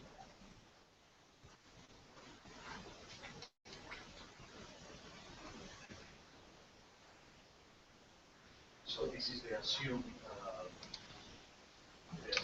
increase in the frequency of syndrome as a result of exposing the animals to GMP, right? Yeah. And this is implemented with the inputs, one being the proportion of farms in which the GMP is being used, the other being the increase in the frequency, right? Absolutely. And that ends up in 0. No. Okay, so I don't understand. So I don't know if it's clearer,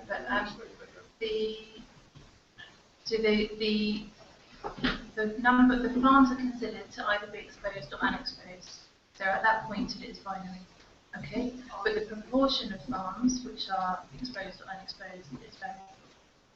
That's the distance. Oh, okay. Yeah.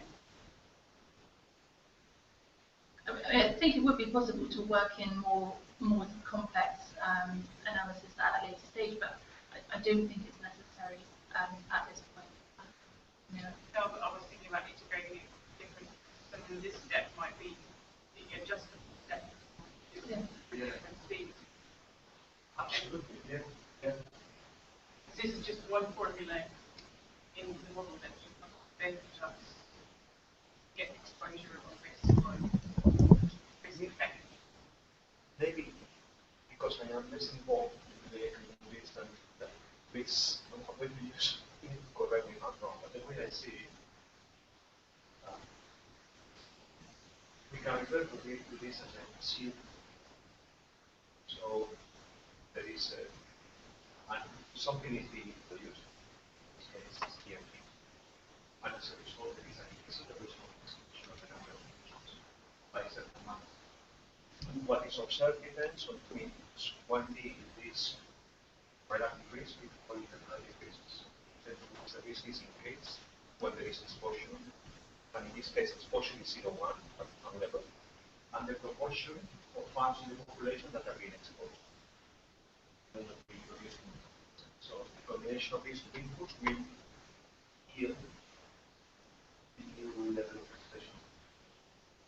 So I think you are totally right. If this were to be used for other conditions, it will be the case where you could modify. So whatever change that is going to be produced, if you can assume that there is a certain increase in the risk of station, whatever, zero, and a certain increase in the use, certain increase in exposure, and people.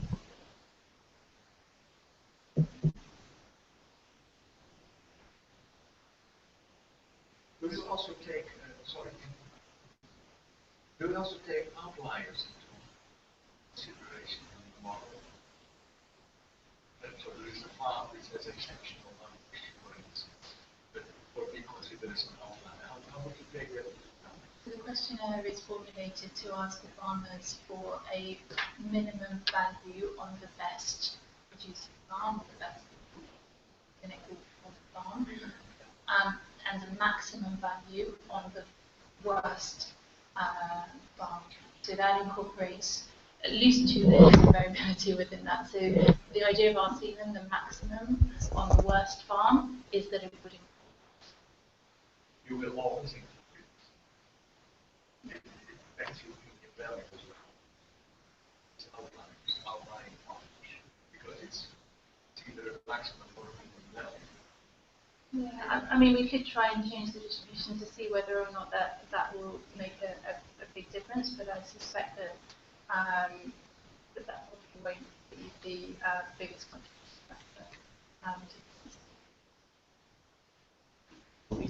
Sophie is asking why not demonstrate the model in real time in at risk. We can do that.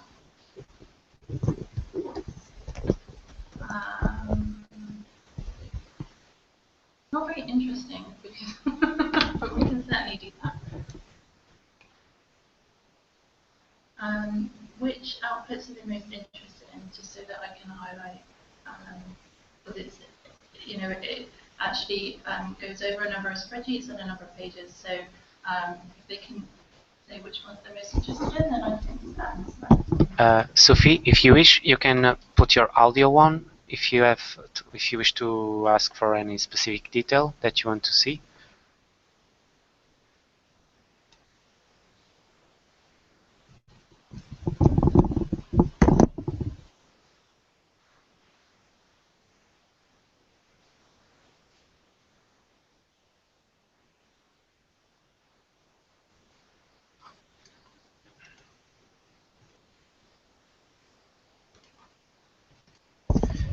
Hello, Sophie.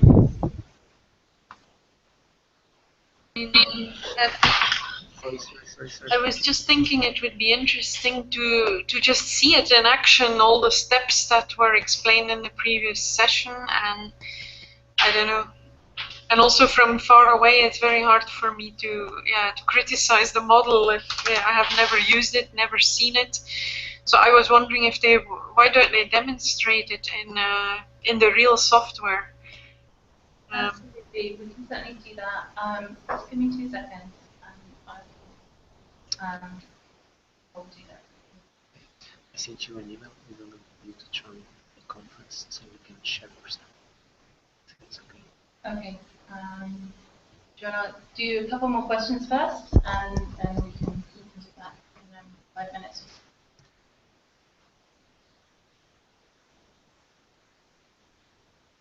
So are there any other questions? Just coming back in the somebody has to make that before this that this kind of environment or you don't take into account the soil stream or steps or the level of GMO that is.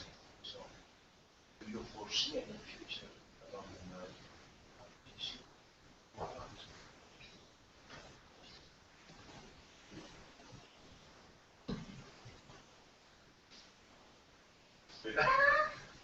No, I don't want to put you in a trouble. This the next should be could be the next step. But it is a very good question. I think we have also the answer. I think the challenge is that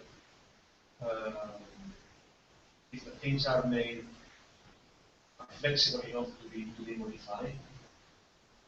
And I was just making a note. You mentioned the key issue being different strains and more detailed information exposure. My view is that the information exposure right now is so efficient that it doesn't make a lot of sense to invest a lot of time on it for right now. But as information exposure becomes available, it will make a lot of sense to look at that because it's likely to be very critical aspect. So I would say that right now what we need to ensure is that we make things as transparent as possible and structured in a way that these developments are allowed. Which I don't know whether you want to add something. No, I agree. I think it would be something that would be very useful to be done in the future. But certainly the sensitivity of that is, yeah, is I don't know whether it's the most important thing at this time. It's more about, you know, what level of risk would be able to detect something rather than what proportion of feed. Because if we can't detect it at 100% consumption, then there's very little point in. So, for example. Yeah, that's a very good point. In some particular cases, it may be. Right. Which one?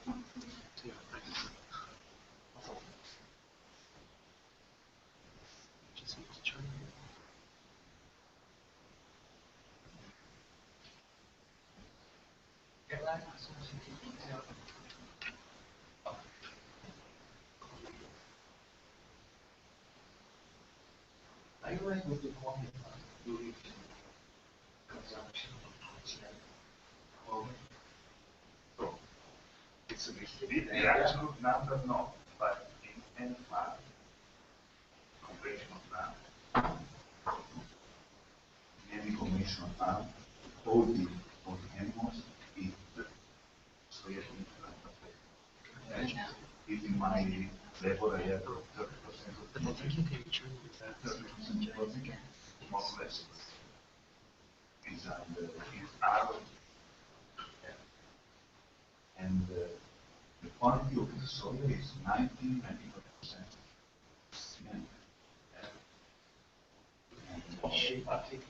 Yes. But our problem is only because our analysis is yes.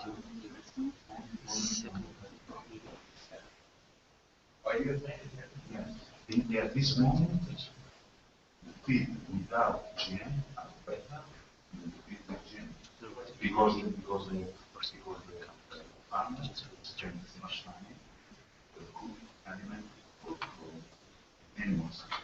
Without GM, it's better nice, it's better all the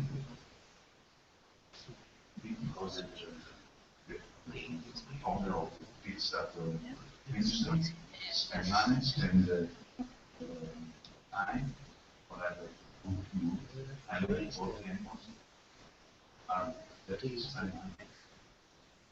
At this moment, in the dairy cow in Italy, you don't use the 3-2G because you have no money. The meat is at this moment, feed without GM, but also Amazon for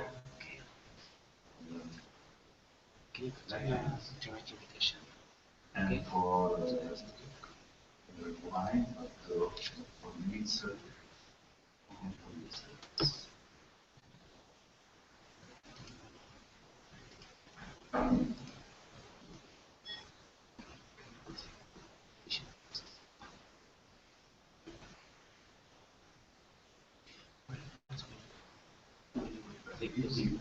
Just to say how much how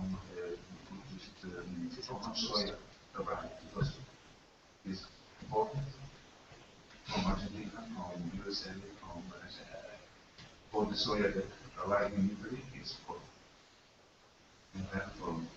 difficult for grains. Yeah.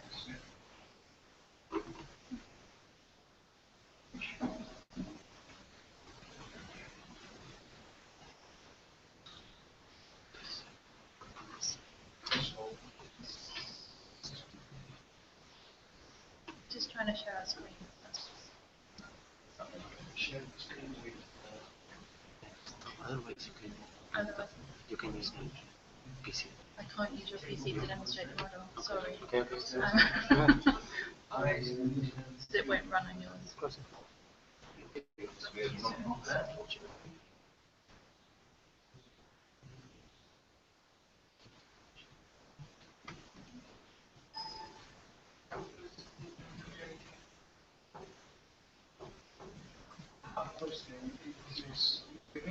Obviously, this project has been around the end, but we always thought about the potential use outside. And looking at you here, because there's activities. What are the, I don't know, what is the potential use this type of simulation tools? When I saw the first table, step one, I was looking to Martin, because we were working together in the ASO panel. We tried to set up a kind of, let's say, methodology for risk assessment in animal welfare. It existed at that time. And this is why I say, and the table was almost the same, so risk. And I know that the marketing team was part of the company at that time, and so on. Probably the ideas came from the same source. So I don't know. I don't know. Well, okay, but it doesn't matter. No, Yeah. But at the end, here what you are doing is in the first table you are ranking. You are making an estimation of the quality risk with estimation of the uncertainty confidence, which first of all allows to run the risk. This is the first issue. Nothing to see with GMO or whatever. Take the risk, you take the prevalence, or you take even the basal level, and after that the results or even the participation, any different kind of things. I'm talking about political estimation, not political. After that, you introduce the GMO variable, whatever. But this can be, instead of, I'm just thinking probably suggestion, but this binary variable, put GMO or not GMO, but you can put whatever on the issue. Exactly. You can put whatever. I don't know, use of formamide as a vitality, use of whatever, whatever kind of ingredient, whatever kind of, even, I don't know, if it's possible to do not only one variable, but two or three variables and combine them. So two or three interventions. Two or three interventions. I don't know. I'm just trying to make. But this is a model that you say you identify the risk, put the as an effect the GMO, and after that you start to that this can increment the risk of and not help or whatever. This can be done.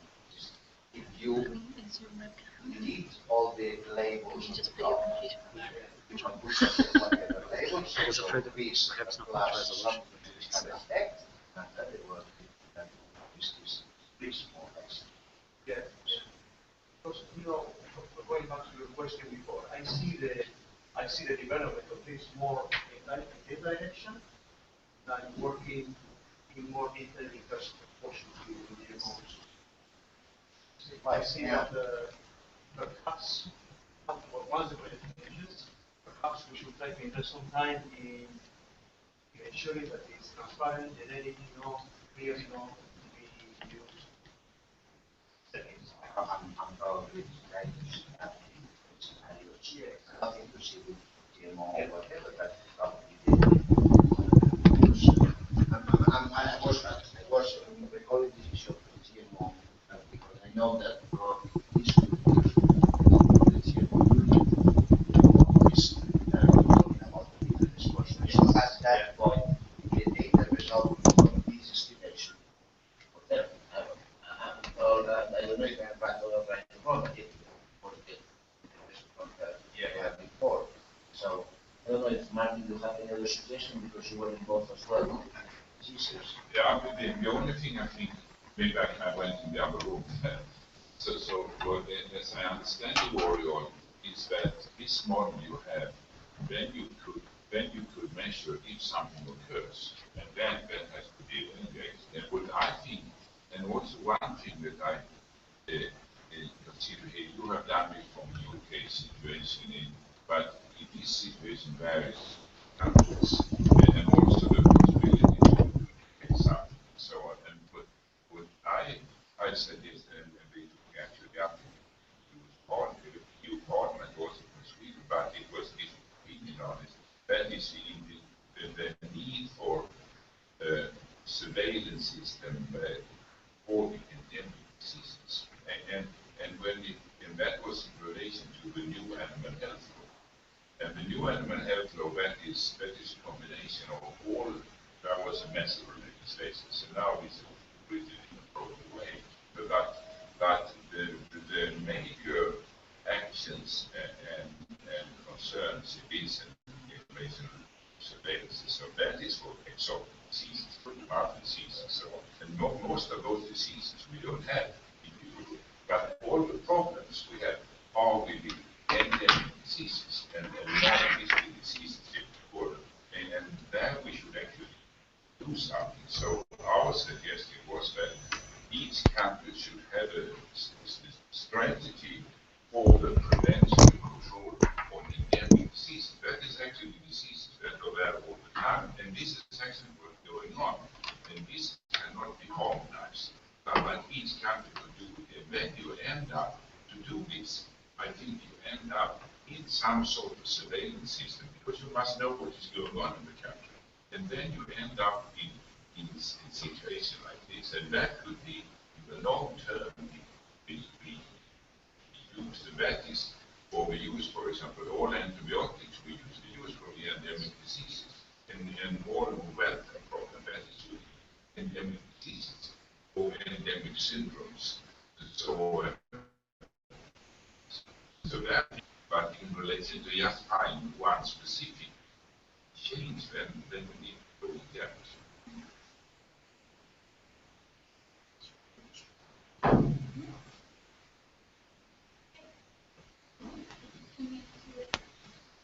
And I can say that we had in Stockholm we had a workshop on this with many people from the European countries, and of course the officials in Brussels they don't want something more to be checked, and each country they want their own way. But then actually France and I think it was the Netherlands or Belgium, they had a much more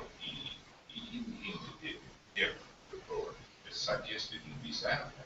So the data are there for many the major animals. So I think it will come.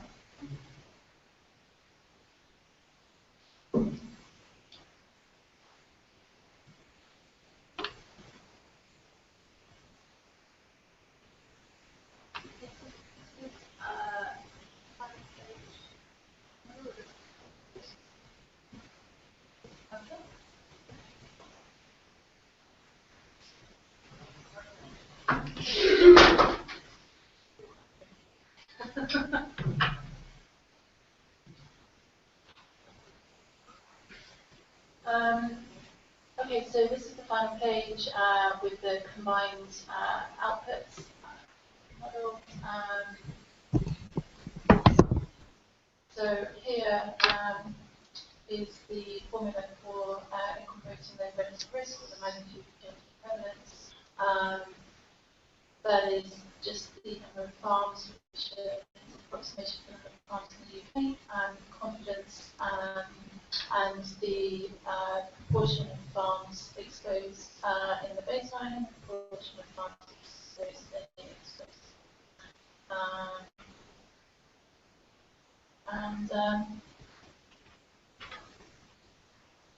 So down here is the probabilities that can come out. So we can see these are the different simulations, and it's set up to run 9 simulations with various different risks, varying from 0 to 20%. But again, that can be changed. And then these are the probabilities of detection, and here I have an overall probability for each syndrome for Vietnam. So I've been running it at sort of about 10,000 simulation, but we just run it at 500 for now.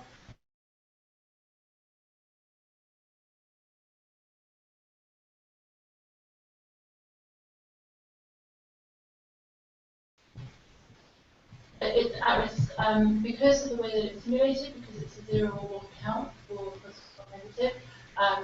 There aren't necessarily lots of pretty graphs in at risk, but obviously the simulation is going on.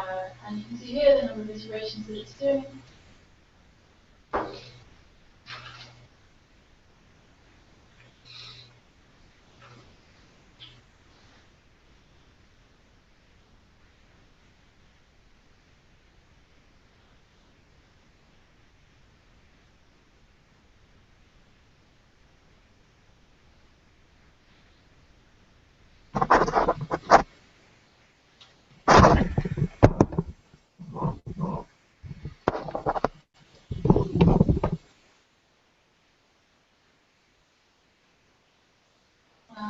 And it's come up with the same outputs there. And there's just a couple of graphs that I've put to that. So one's for skin, that one's for musculoskeletal. Again, showing the magnitude of change across the bottom, or the relative risk of the probability of detection up the side. I think it's interesting with these ones actually that the detection rate at 0 is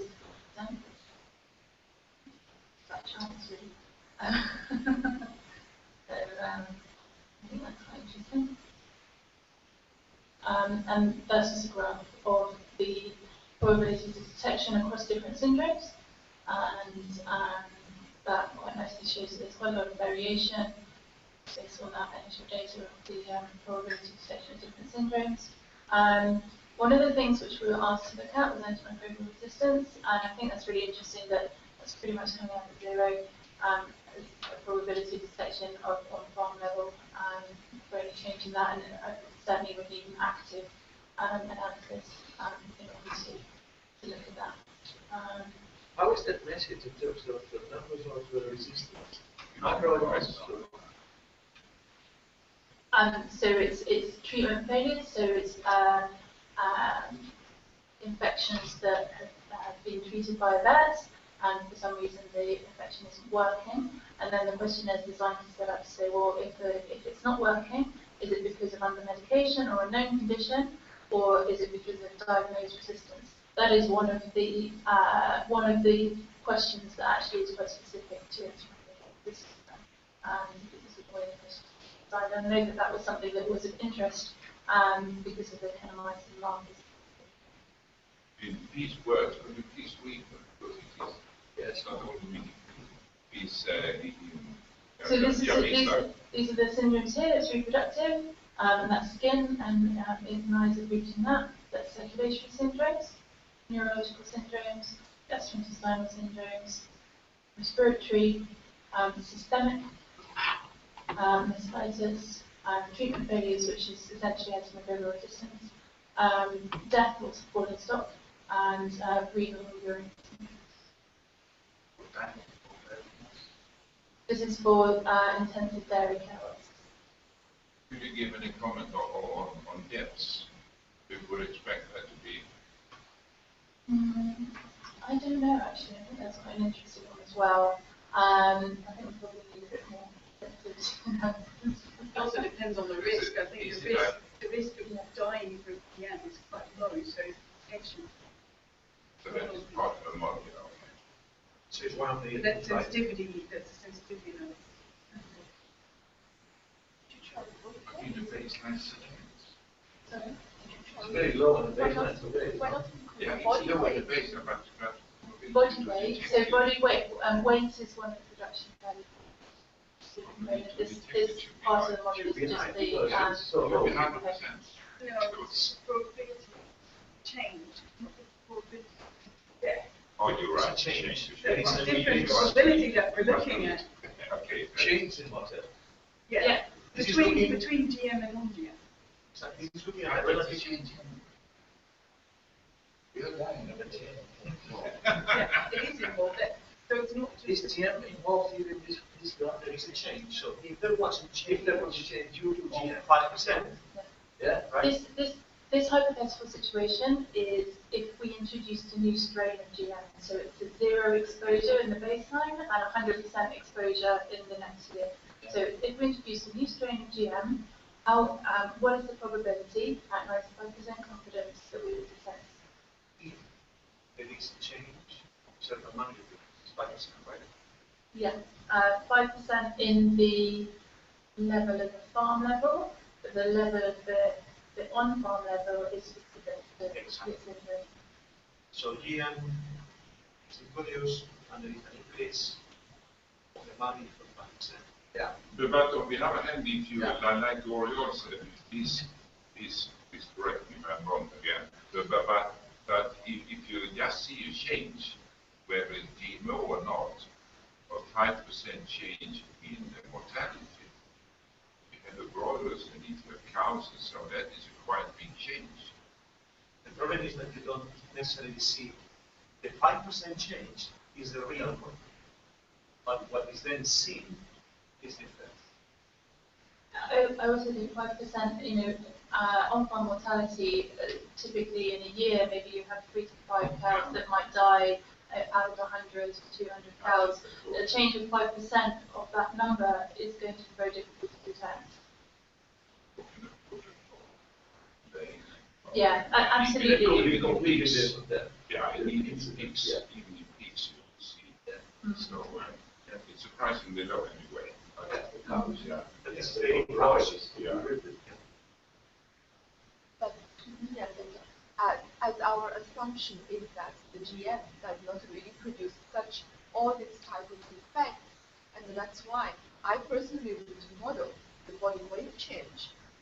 But I mean, this is actually really interesting because our initial discussion was to go to experts, look for plausible effects, categorize those into allergenicity or production, and to specifically target our model at those things. But we were very clearly advised that a more broad-based model at this stage would be more applicable, and certainly we focus down later and we can look at very specific symptoms and just target that. But still, I think my curiosity is still not yet satisfied. You put body weight on, and I would think that it should have high probability of changes, so the bar would not be like the dead, but more like the higher bars. That's what I would think. Absolutely, that may be something that would come out of the industry one, but that production parameter doesn't fit in this part of the model. Nothing big comes. Nothing comes. But probably the chicken comes also. And we have detailed data on storefronts on the road. I don't know what's going Not that I can say.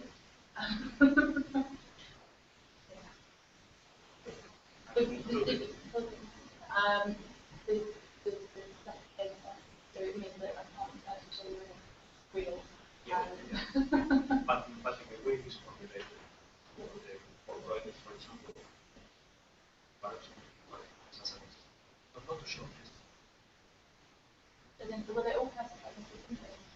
So all the inputs are so, but you're looking for the probability of detecting at least one change. So it means that if there was a change, if there any parameter within that superframe, and that was the maximum change, that was the maximum probability, that would be that. That's actually basically what I was thinking. Yeah. That this is what the data in the GMO field, what we have. So in some ways, in the pre-market assessment and the livestock assessment, we only got it, let's say most of the data, more than 95% on broilers. We don't have very few cow studies. Mm-hmm. There is a broiler model as well. So yeah, absolutely, that is good. But you have a similar situation on a lot of elements that in the slaughter pigs. That is when we slaughter them. Because we usually slaughter on a certain day, a certain way. So then we can see they take longer time to reach this weight. So they also have indirect data. Yeah. I think the performance data is very powerful. Mm-hmm. When you do not have a clear hypothesis on what kind of, let's say, severe disease you are looking at, and then you have to rely on it. As a matter. Yeah. But they have data. Yeah,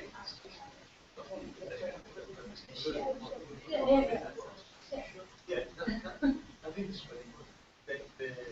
This is the lady cow. Yeah. But the chickens has performance data as equal. And so that They all have yes. Okay. So which means that if performance data are available, for example, it can be used. Yeah.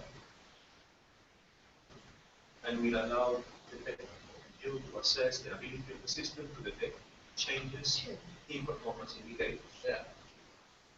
Because what I think is kind of clear thinking that you look at the performance data which are readily available, relatively speaking, and if you detect a change, then you could probably go to the slaughterhouse data, whatever data, which will be less abundant. You can go to see how far you can infer.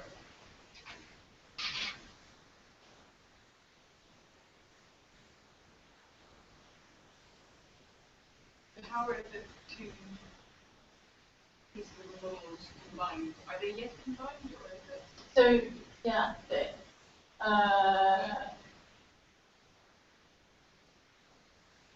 yeah, there's very different way that they are combined. I'm trying to. I don't use It's a very simple combination, and actually, I feel like I've discussed this, but we haven't discussed it today. There are a few not limitations, but it gives you a really good understanding because there's quite a lot of heterogeneity. There's a lot of lack of independence between those components. Yeah, I think the direct comparison between them and giving you an overall probability across different frames business is probably less powerful than looking at them.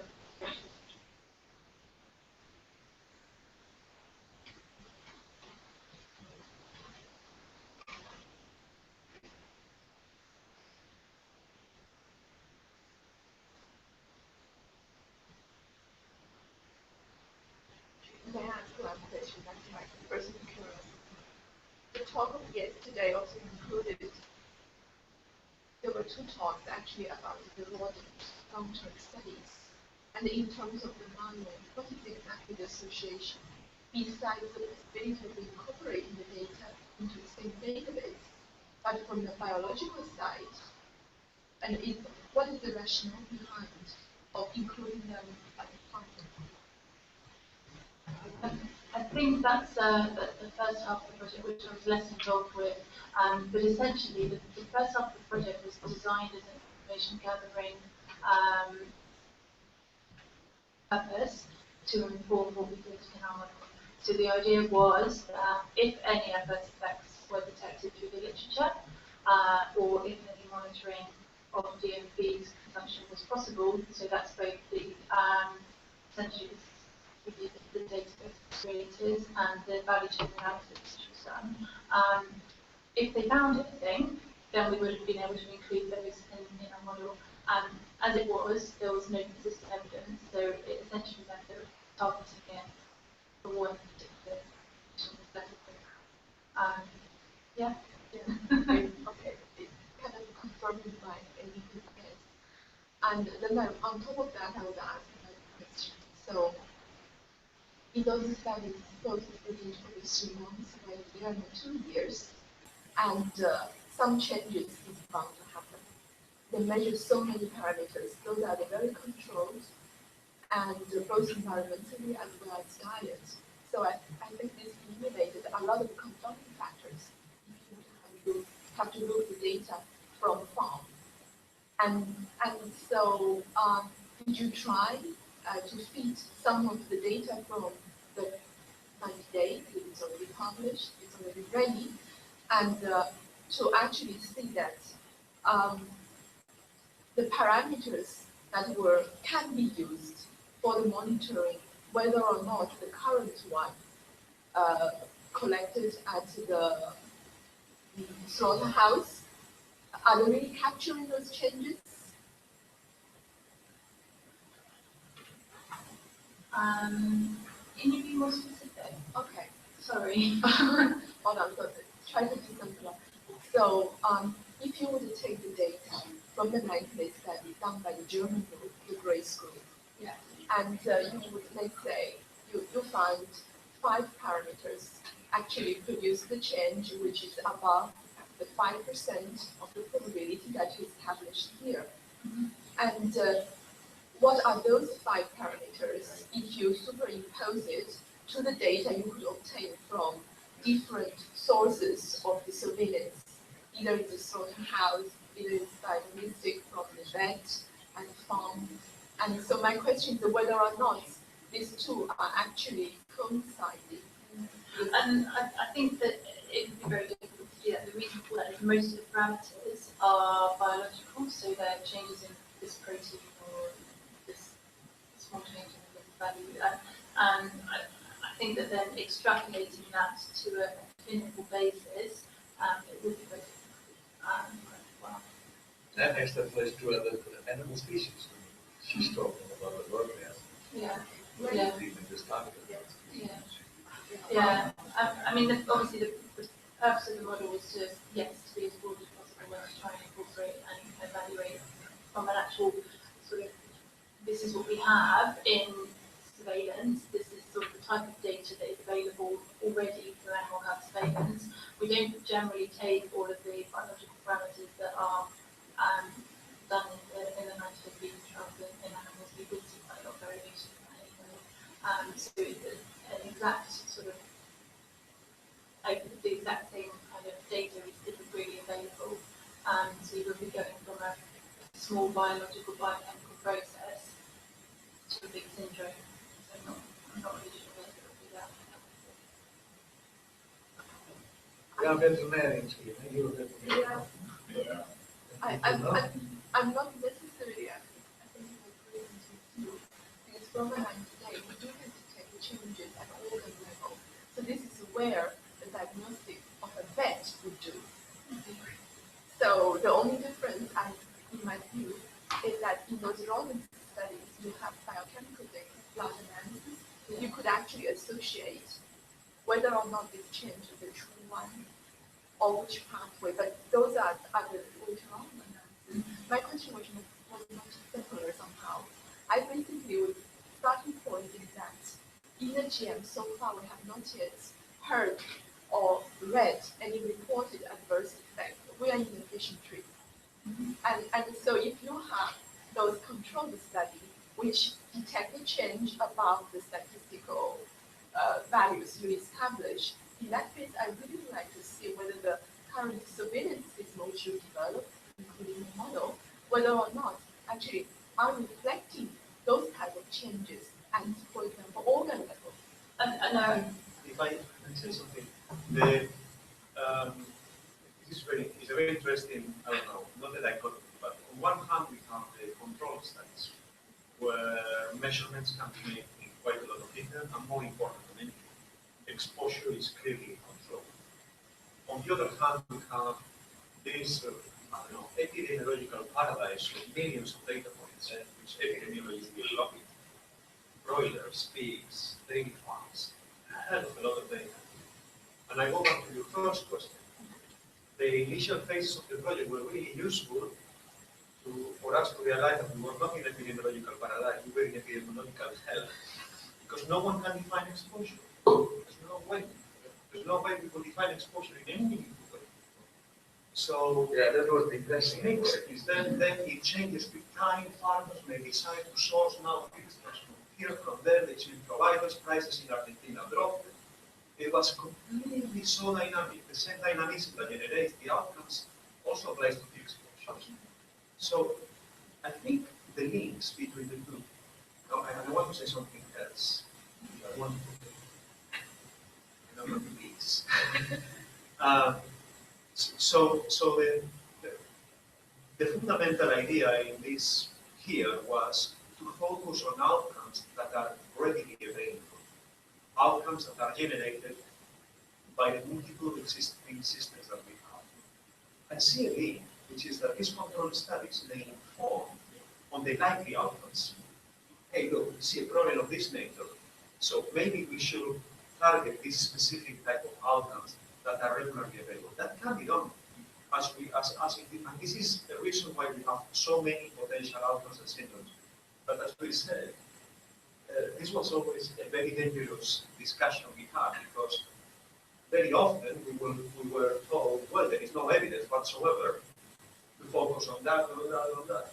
So it's quite open, and if evidence emerges that points toward certain type of syndromes, it may be possible to focus on the ones that are more likely to be kind of affected.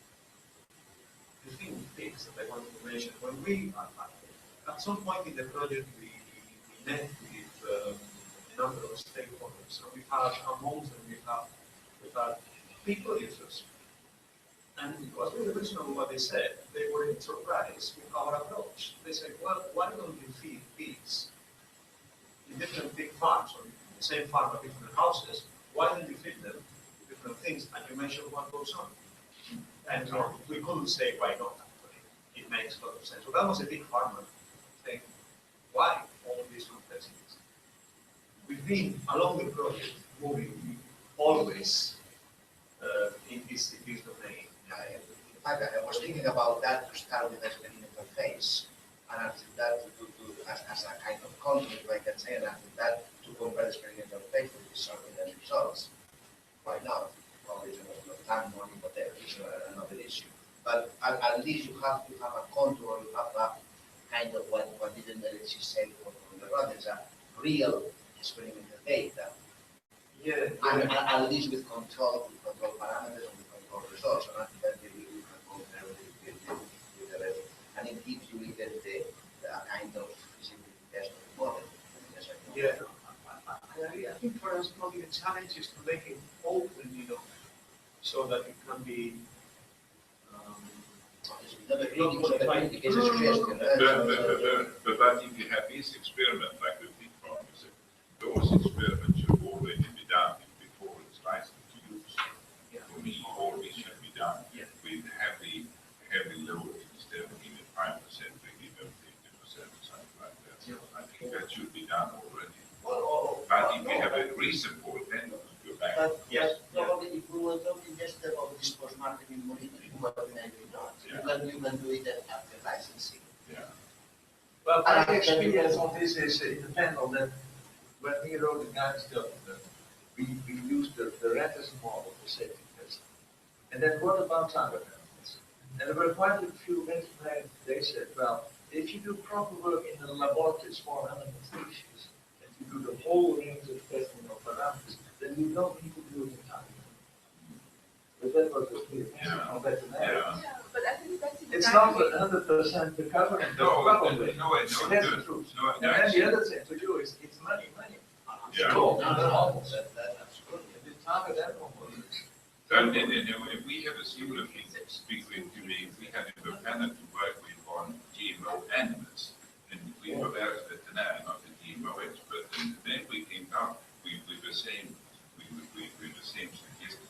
You must, of course, there should be all the gene risks and so on with the genetics, but then it's the clinical outcome.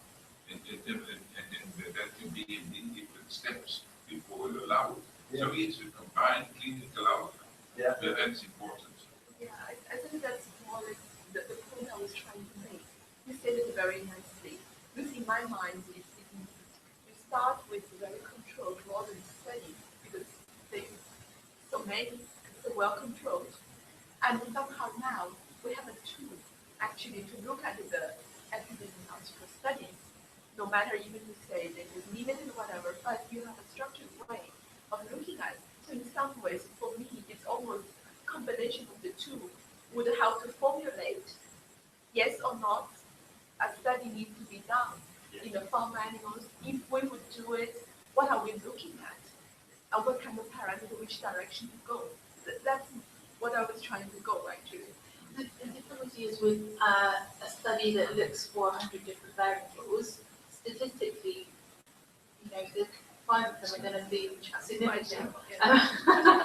Just from that's the very nature of science. So if that study is then not repeatable, so you don't see that same parameter that is significant again repeated in the next study and the next study, you do have to question actually how reliable that data is. Yes, I totally agree with you, but I think this is exactly where the power of the rodent study comes in, because the parameters are linked, are interlinked. If you detect the 5 parameters and the other associated parameters has nothing to do with one of those 5, this is incidental, one of them. So I think you can draw much more conclusion there. I would put it even more to the extreme. Now, you started talking about power. Well, we all know that the rodent model has, for whole TM food, it has a very low power. I would say forget that type of experiment. And concentrate on the new traits in terms of new proteins being expressed, or altered composition of your TM crop. Concentrate on those with simple classical toxicological models instead of doing this whole food study. And the power of the epidemiological studies is that you are there in a situation that you may occur unexpected effects. That's the power of this approach. Expect you would not affect without any hypothesis when you do the risk assessment. So you're very open-minded in this field, which is the power of that approach. But if you could find, like you said, that if you could find a way of detecting these isolated, with unexpected approaches, then it could be targeted. Afterwards, and I was just thinking about it in human medicine, because then you have health surveillance and narrow extremes that they take all maybe rich people who go into all tests, and from the health.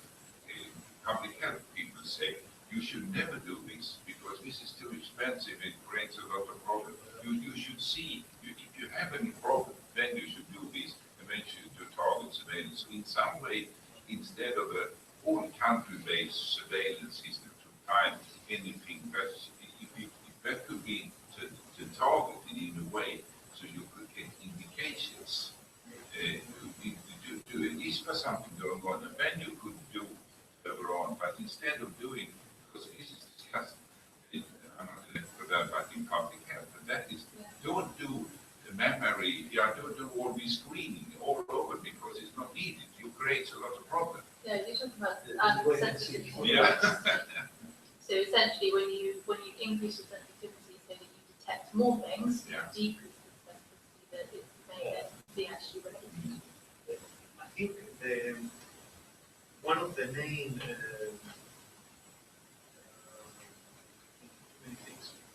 think a potential use, something I'm quite excited about, is learning about, so the beauty of the models is that you can start making changes, and you can see how the model responds.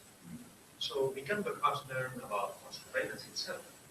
So there may be some conditions for which bottlenecks are different than for others.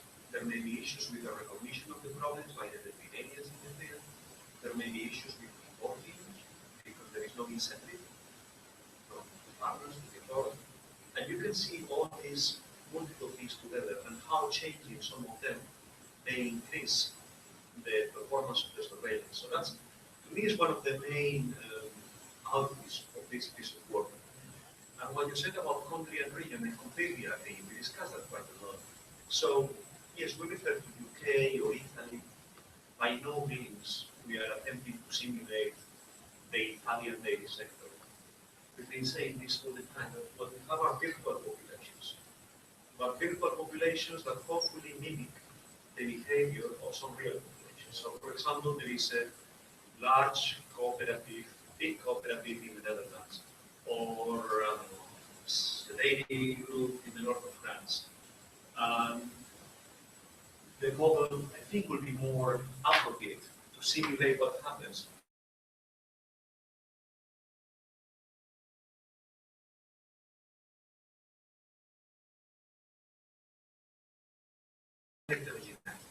So you don't mix pears and apples. But apples are not that bad. Watermelons and apples. That's bad. Yeah. It is more appropriate for this. So if we can conceptualize, okay, I have here a unit, with 5,000 producers, and they are, there is diversity, but they are all subject to similar surveillance systems, similar data recording systems. It will be particularly appropriate. Then you have access to the data, and you have openness. And you trust it. And you get trust, and then you get more data than others, and you can get rid of compounding factors and so on. Exactly. So that is more valuable. Yeah. So, it would be interesting to hear what you say, what you're suggesting for doing this, doing monitoring in the future. Your recommendations, or how you, when you're looking for it now? Well, I think you need to, someone needs to decide what we're monitoring for, and that's probably the first thing. What problem? Well, is this unknown unknowns, or is it, long-term changes of prevalence, or are we looking for known conditions that that are plausible? Maybe not proven, maybe there's very little evidence, but are, with good expert reasoning are plausible. What are we looking for? Because then you can figure out, you can target surveillance to that, or actually establish surveillance may not be the most appropriate way of doing long-term evaluation. It may be that actually a prospective study would be more appropriate. But I do think that what it is being, what's being looked for is probably the first start.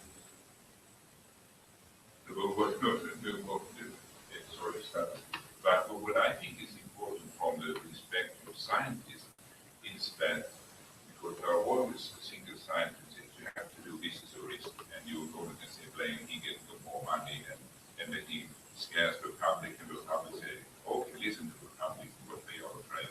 So I think if you give your limitations, suggested that I think would need a lot of respect, like you say, because it's easy to say, oh, give us more money, we can look into this, and we can look into this.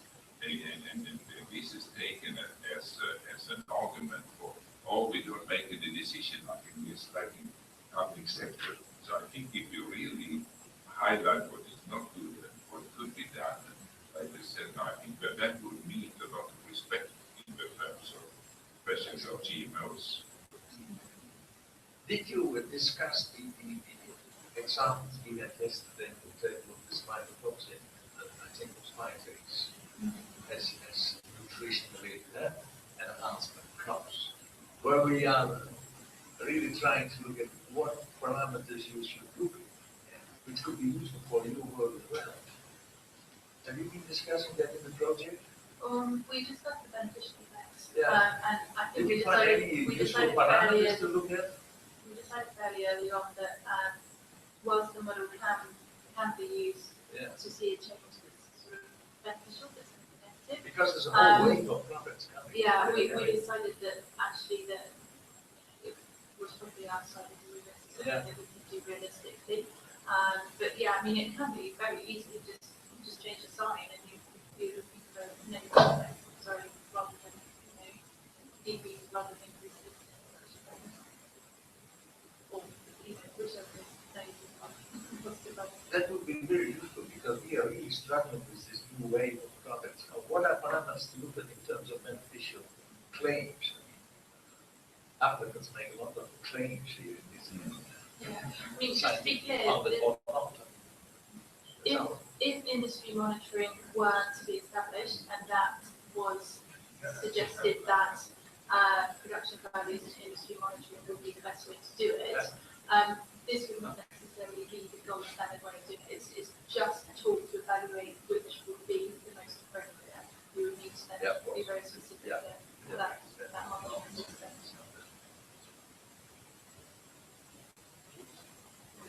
In my view, your model is really a tool actually, and both the input data but as well as the output data can all be changed, but the tool is there.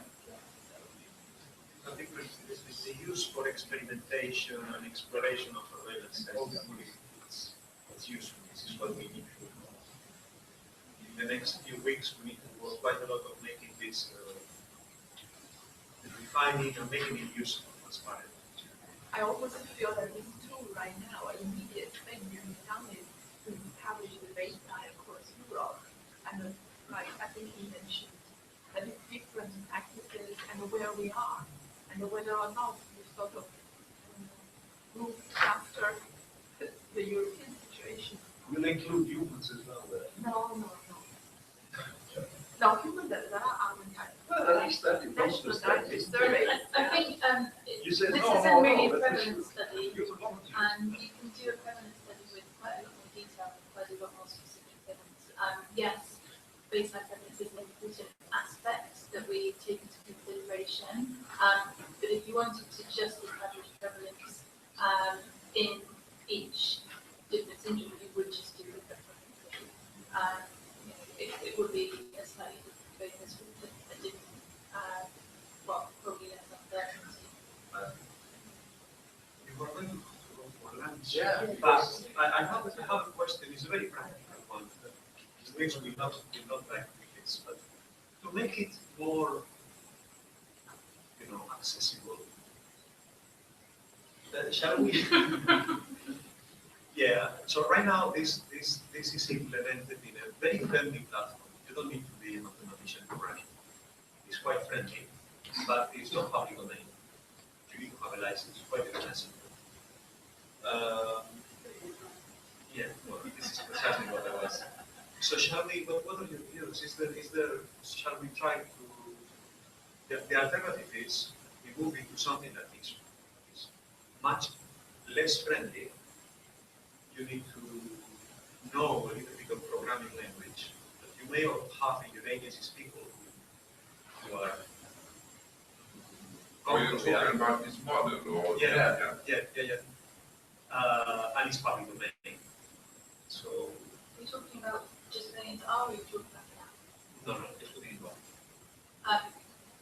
what's not really done for the No, certainly not. No, I'm thinking in the long term. In the mid term. But it's about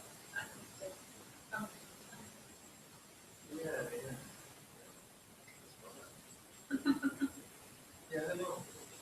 So what do you think? Having I this think in R will that be even good.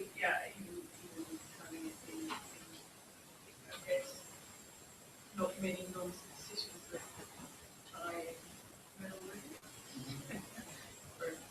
I think for the epidemiology, most epidemiologists, this would be easier than ours.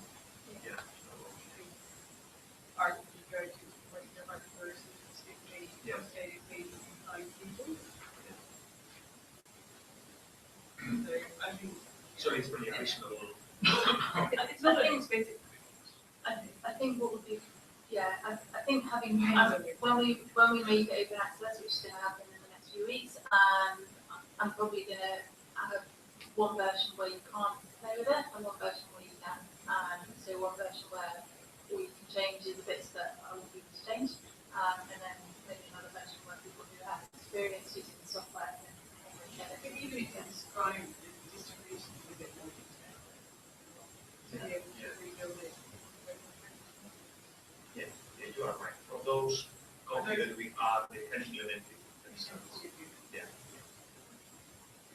But I think one epidemiologist, they really do for this and so on, like you said, but I think an overall message, like Oriol brought up, I think that is explained for administrators of what actually is modern record, and that record changes, and this could be applied to different things. And now you have examples that for FIFA also like a system to see if something is changing.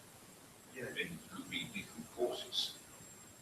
But now you have focused on the then the model could be expanded. And I think in the long run, to, as I said, monitoring for endemic diseases, that would be valuable to have so we know what is going on on that.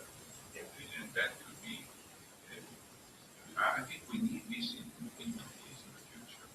You know, we have another project completely unrelated in the UK for we call it they call it the Organization of Dairy Farmers.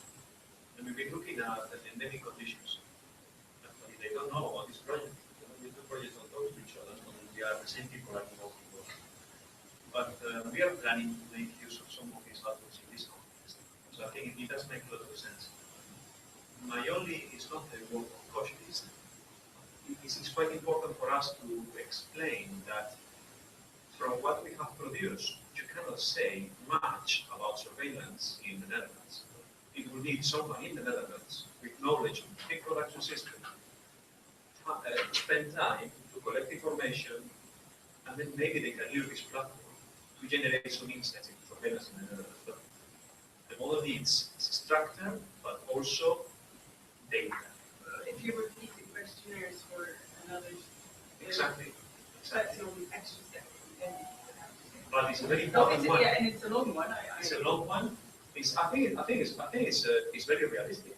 It's not something that is going to be solved in 2 days, but as an effort that a group of people can conduct during a period of a couple of months, part-time, to generate good data to 10 years, it's absolutely feasible.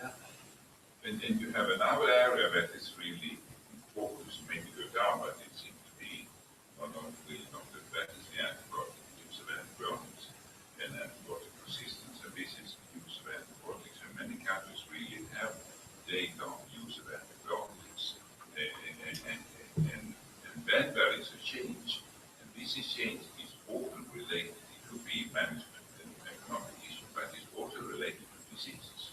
Yeah. We've got a new disease, and then as an explanation for why we use more antibiotics, we got in the disease, and then there are data behind. So in the long run, I think it is growing up in many countries, data on this issue that can be used. It cannot be harmless, but many of these data are helpful. Yeah. Has our outcome been a bit simplistic? Sorry? The outcome that we have considered here, which is treatment of ineffective, right? Or antimicrobial. No, the question for antimicrobial was actually different to some of the others. So it was, have you had treatment failure? Yeah. And actually, then there was another question. It was, have you got diagnosed antimicrobial resistance? So have you done yes. activity? So that one was quite specific. Yeah.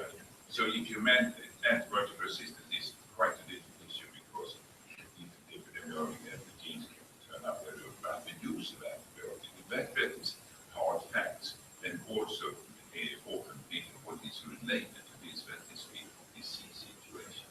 So I think this is in specifics like the swine production and mastitis and so on. This is available in many countries and it's growing. Yeah. So in the long run for development, It depends totally on the question that you have, whether this one or another one is specific. there's no safety plugin, but question and answer needs to be the right one. Yeah. And I think that's important because this model does have a very specific question, namely not the scenario surveillance in usual, but the other way around. Yeah. Exactly. Which is for quality, to kind of make it possible. I'm really, really impressed with it. It gives you kind of an idea that people can understand rather than you can play around with it. Yeah. Yeah. Rather than looking at the other way around. And then you need to be careful with that, I guess, when you publish it. And I think one thing that I think in the first book of the Johnny Captain Schwab from the States, he wrote about this, and that was that if you want data, you will try to get data that is taken for other purposes, because it's so easy to calculate on the table. We will go to farm, do this and this and this, and you get perfect data, but it's never possible to do it in the practice. But if others are doing it, then you can use it. So it's also a different situation in each country. And if we look for certain things, then we should use this data. And that is more powerful than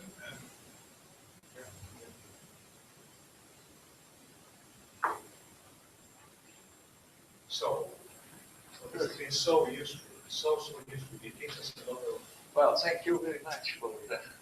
No, we need to actually consolidate everything and really for us, again, we are quite, we have 16 and we are quite happy to get inputs and it will be, we are at this stage where we want to improve, refine, so feel free to get in touch. Thanks a lot. Okay, thank you. I'll send him over there. Speak.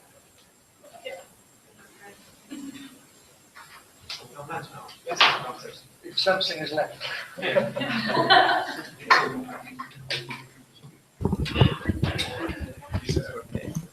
End of session.